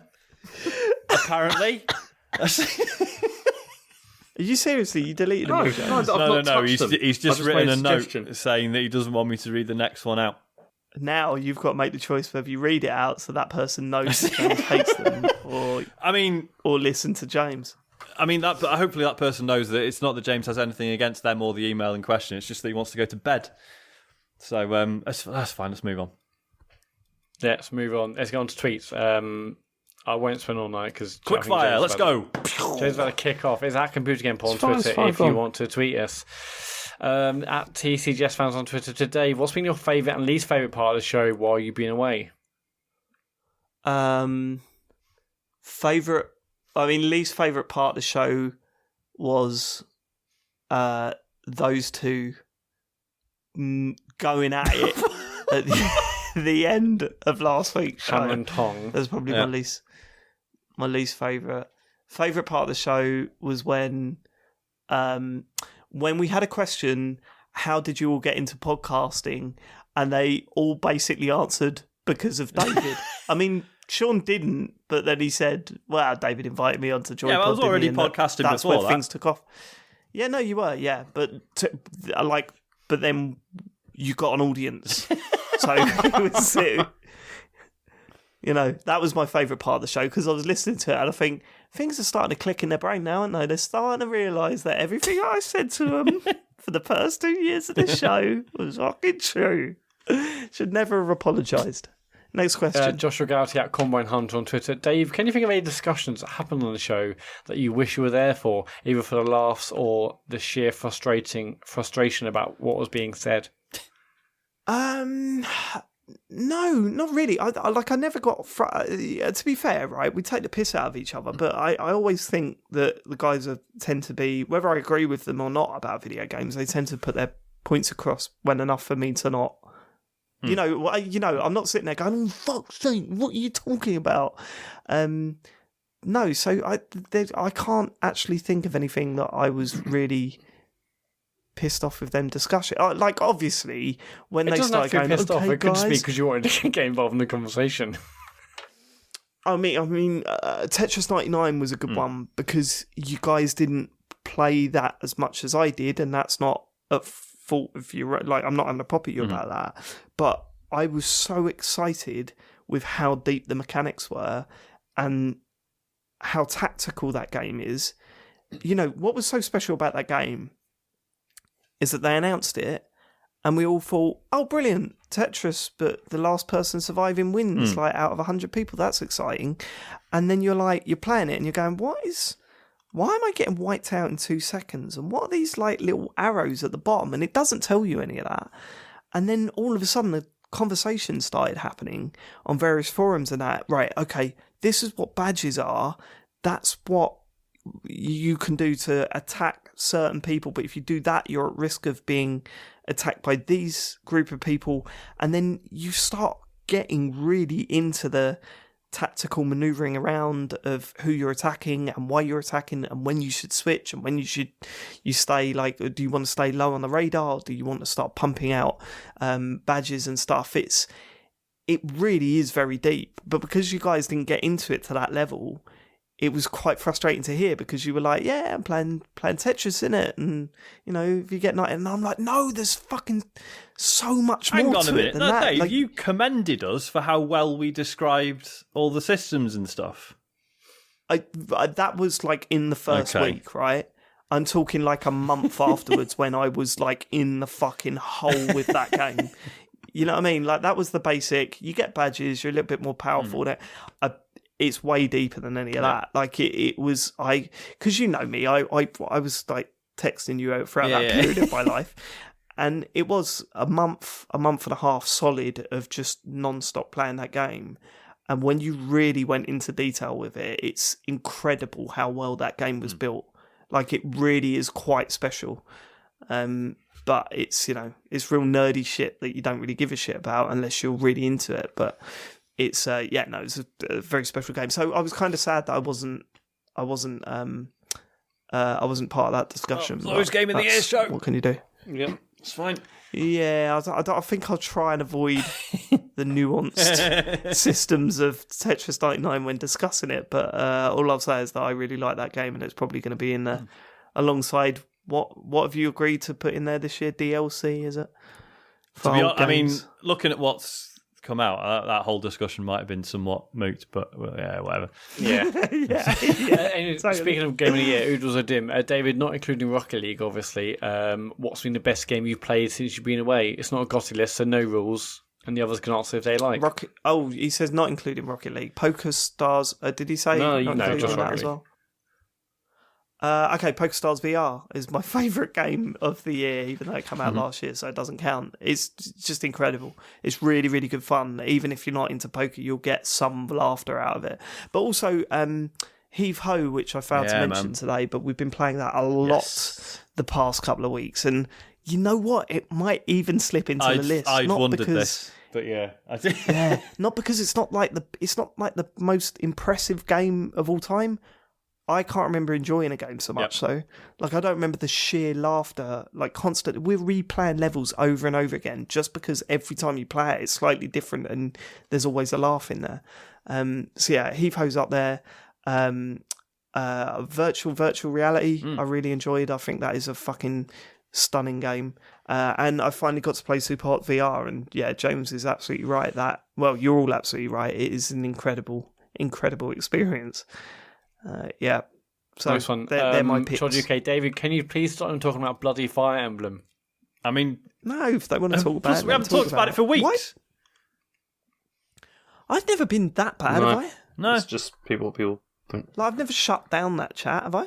Well, I think everyone expected the chat about any games we enjoyed is now over because Daddy's back. Well, yeah, but this is it. Like, it's weird that people have that perception of me because I've been an arsehole on this podcast, but, you know, I haven't meant it. I'm only mucking about. But when it comes to game discussion, it's very rare that I say that's enough. Oh, maybe I do. Maybe they're right. I mean, you've done it. I mean, you've done it with like card games and stuff, but that's fair enough. Yeah, I mean, you guys did it more to me when I was talking about Titanfall 2. Like, that was the one where you were going, no more Titanfall. I mean, that was bad. That was 6 I guarantee you go back and listen to that combined stuff, it's nothing compared to what we've done about other games. But, I mean, Destiny 2. Sure. Classic, mate. Expansion's out soon. Expansion's out soon, Dave. Game of the Year list, come on. Next question. That's it for tweets. So we'll maybe cover some others a little bit later on next week's show. But that is it for this week. Let's go on to the end bit, shall we? Let's rush on to it. If you listen to this podcast, well, let me say. Whoa! Let me say that. Let's get on to the end bit then, shall we, Matt? I'm fucking. You're forgetting I'm the host. It wasn't needed. We're just so streamlined. We didn't need to. It does because I'm the. Right. Okay. 3, 2, 1. Let's get on to the end bit, Matt. Let's get on to the end bit. So streaming, if you listen to this pod on the day it comes out, it is Wednesday, and Sean is back tonight for Sean Bell The Journey tonight on Twitch, mate.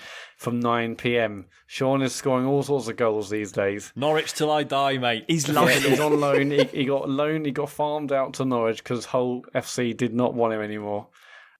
You are loving it, aren't you? I am a little bit. I mean, genuinely. I am. The roars he's doing when he scores, it's just so good. I've got to stop that. I've been told off. Apparently, I've been waking the baby up. Oh, really? Well, not funny. fully, but like Nu says, she's like lying half asleep in bed, and every time she hears me go off, like I could be like, and she's like, "Oh fucking hell, don't!" I've just scored for Norwich. Let's be having you. I just did a through pass, not ball, through ball. So that's tonight live on Twitch, twitch.tv/Computer Game Show. On Sunday night, I've now finished Alex Kidd, so I'm doing Sekiro Sundays. Oh, you're not doing Metroid? No. Disappointing, isn't it? Should have done Metroid. Well, no, we'll do Metroid another time. Sorry, I was just asking a question. Now I feel like we're all having a go at you, Matt. I mean, play whatever you want.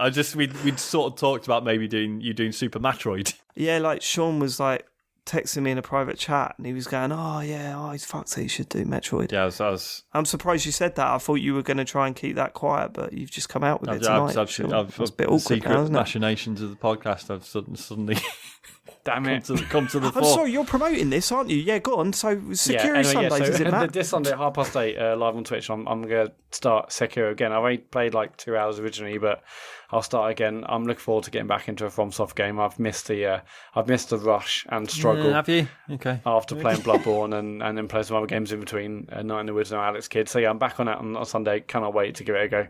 If you've got an Amazon Prime account, you also have a Twitch Prime account, and with that you get 1 free sub every month. And we'd love it. We'd really appreciate if you went over to our channel and gave us your free monthly sub. We'd really appreciate it. We're also on Patreon, patreon.com/TCGS. You can go on there and support us if you love the stuff we do. You get like a exclusive monthly podcast. You get early access to some other video stuff we do.